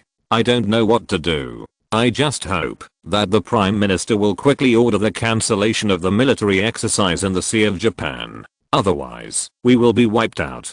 Fortunately, 3 minutes later, the Prime Minister of Japan ordered the Japanese Maritime Self-Defense Force to return to port. So, within 10 minutes, the 30 Japanese warships that were previously arrogant all tucked their tails and fled in disgrace. In order to celebrate this victory, Captain Pavic also gave a special order. More than 10 naval artillery shells were fired in the direction of the Japanese warships to end their Russian Navy's military exercise. This is in sharp contrast to the suspension of the military exercise by the Japanese Maritime Self-Defense Force. After the Pacific Fleet fired the artillery fire representing victory, 3 Russian fishing boats drove to the nearby waters carelessly. They began their fishing work. After all, these dead marine creatures cannot be sacrificed in vain. From a certain perspective, they are also the heroes of this battle. At the same time, the Kremlin in Russia called Maweli at the first opportunity and said, "Mr. Maweli,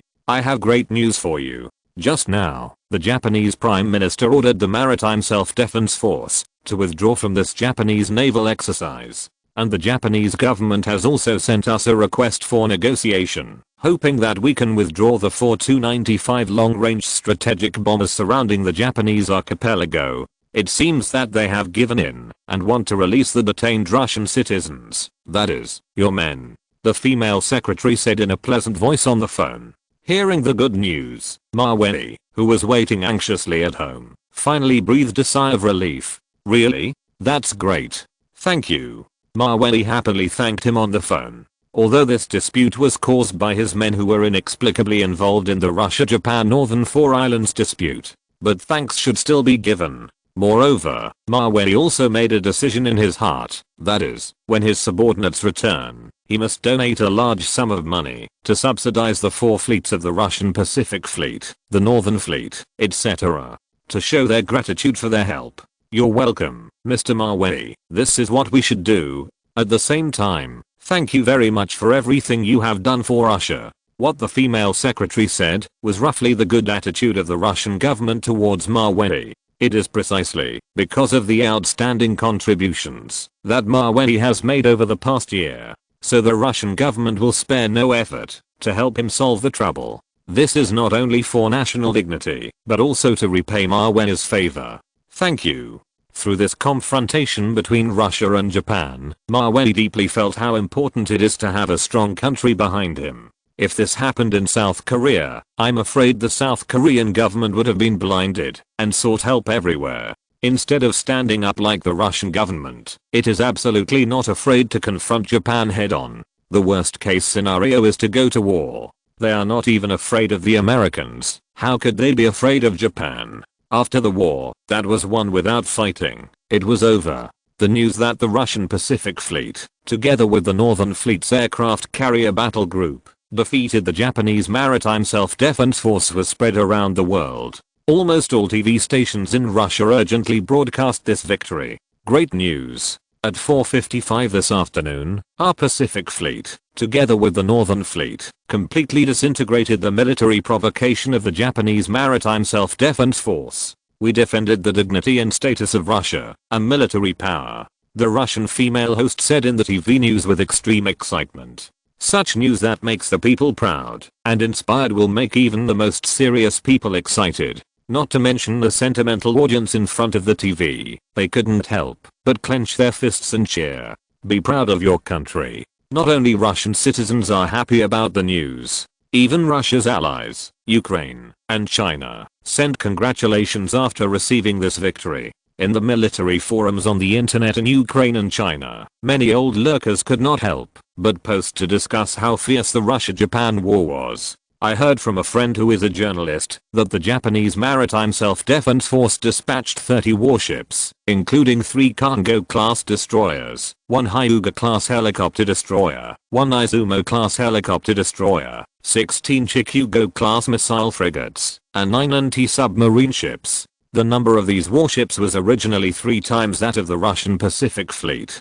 But little Japan never thought that Russia had 7 nuclear-powered submarines that had long been ambushed in the 400-meter deep sea. When the Northern Fleet's aircraft carrier battle group arrived at the battlefield, the 3-way multifaceted attack directly scared little Japan away. A well-informed old bird broke the news in a military forum. His description, even if other netizens did not witness it with their own eyes, can feel the military passion and boiling between the lines. After a week-long renegotiation, the Japanese government finally decided to return the 18 detained Russian citizens. Those are Mawey's bodyguards. Chapter 225. The Russian-Japanese naval confrontation led to the popularity of PlayerUnknown's Battlegrounds. After a week-long renegotiation, the Japanese government finally decided to return the 18 detained Russian citizens. That is, Mawey's bodyguards. As for the video shot by the explosion-proof photography team of the surface-to-air missile bombing the Gulfstream G200 business jet, it was naturally returned to Mawey without any damage. For these suffering subordinates, Mawey rewarded each of them with 3 times the salary and gave them leave. However, the bodyguards only asked for leave, not 3 times the salary. In their words, "It's been pretty good in the Japanese prison these days, with food and drink. And you don't have to worry about your own safety. Mawey often plays with arms, and staying in the Japanese prison is much safer than staying with him. So it's a shame to ask for so much money." After hearing the bodyguard's answer, Mawey really shook his head with a smile. Although these Russian bodyguards always make mistakes and their brains are not very good, their biggest advantage is loyalty. After completely dealing with the friction between Russia and Japan, Mawey, who got the recorded video, asked the post-production team to make the explosion video that was finally recovered into a promotional video for the game Counter-Strike, PlayerUnknown's Battlegrounds. Due to the large-scale military confrontation between Russia and Japan, CS enthusiasts all over the world, and even military fans who don't play games, are all waiting for the release of the promotional video in Mawey's hand. After all, one of the fuses that triggered this century showdown was the Japanese Maritime Self-Defense Force raid that Mavey Group encountered when recording the promotional video for the game Counter-Strike, PlayerUnknown's Battlegrounds. Chairman Mawey, the game promotional video you want has been completed in the post-production. We have sent it to your personal email. Please check it. Mawey's post-production team was acquired when he invested in the filming of Spider-Man 1. Needless to say, their ability is proven by the global box office performance of Spider-Man 1. And soon, the Marvel series movie Spider-Man 2 will be released worldwide. It is expected to be released in major theaters in early 2002. Okay, I got it. Mawey said, turning on his computer and then checking the Counter-Strike, PlayerUnknown's Battlegrounds video used for online promotion. I have to say that the post-production is really good.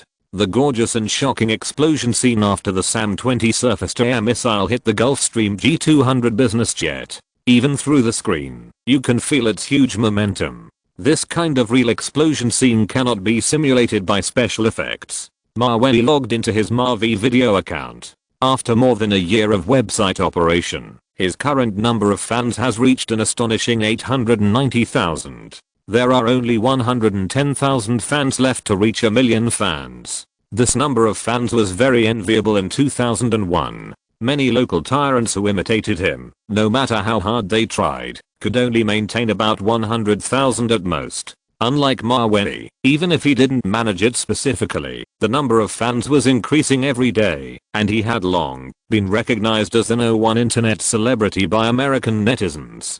After Mavey logged into his account, he found that his private messages had accumulated plus 9999 messages. All of them weren't read messages. He flipped through 2 pages and saw that many fans left messages asking him, "Boss, when will you update the video? We've been waiting until the flowers are almost withered.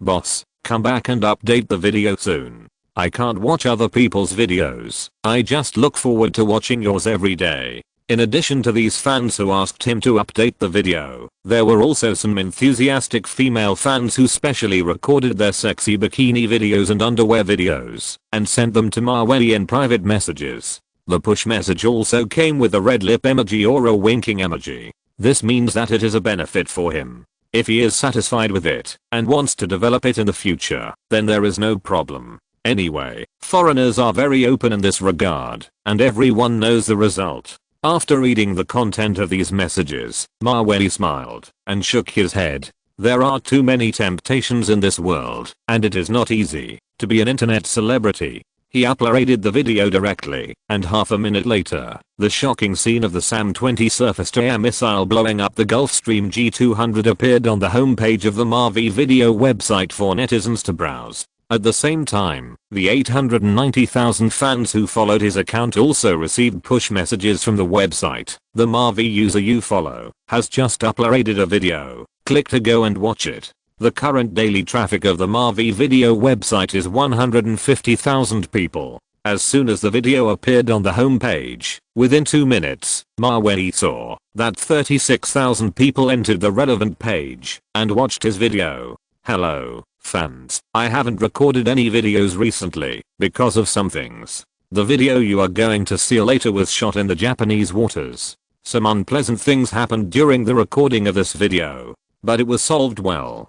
I won't say much below, you can watch it. At the beginning of the video, Mavey was still wearing a spiral mask, giving appropriate explanations and introductions. But as the camera switched, a Gulfstream G200 soared in the blue sky at a constant speed, and then the Russian missile launcher on the land ignited 2 SAM-20 surface-to-air missiles. Then the missile took off and hit the expensive business jet worth more than $9 million at a lightning speed. The rumbling sound of the explosion sounded, and the shockwave generated by the explosion shook the camera. It gave the audience in front of the computer screen a more immersive sense of reality. All of them opened their eyes wide and stayed in front of the computer, watching the Gulfstream business jet being destroyed, falling, and falling into the sea. The video time was less than 5 minutes in total, but the shocking degree of the picture made many netizens watch it 4 or 5 times repeatedly, and they couldn't get enough of it. At the end of the picture, there was a web link about the game Counter-Strike, PlayerUnknown's Battlegrounds and related introductions. This made many netizens who had previously paid attention to the Russian-Japanese maritime conflict instantly realize that this video was not small. Combined with what the host Mavey said about some unpleasant things happening, netizens can definitely conclude that this video is one of the important fuses that triggered the Russia-Japan maritime conflict. What did I see? Counter-Strike, PlayerUnknown's Battlegrounds? Isn't this the one that triggered the Russian Navy to confront the Japanese Navy? A netizen commented under the video in surprise. It's a pity that he is not the first person to discover the origin of the video, because more than 100 people have already posted similar comments to him. Fuck, this game is going to be popular. Not only is the promotional video so shocking. End of this chapter. Thank you very much for reaching the end. Don't forget to like. Looking for more exclusive content and immediate access? Subscribe to our Patreon. Remember, every like, subscription, or donation encourages us to continue. Thanks to everyone. See you in the next video.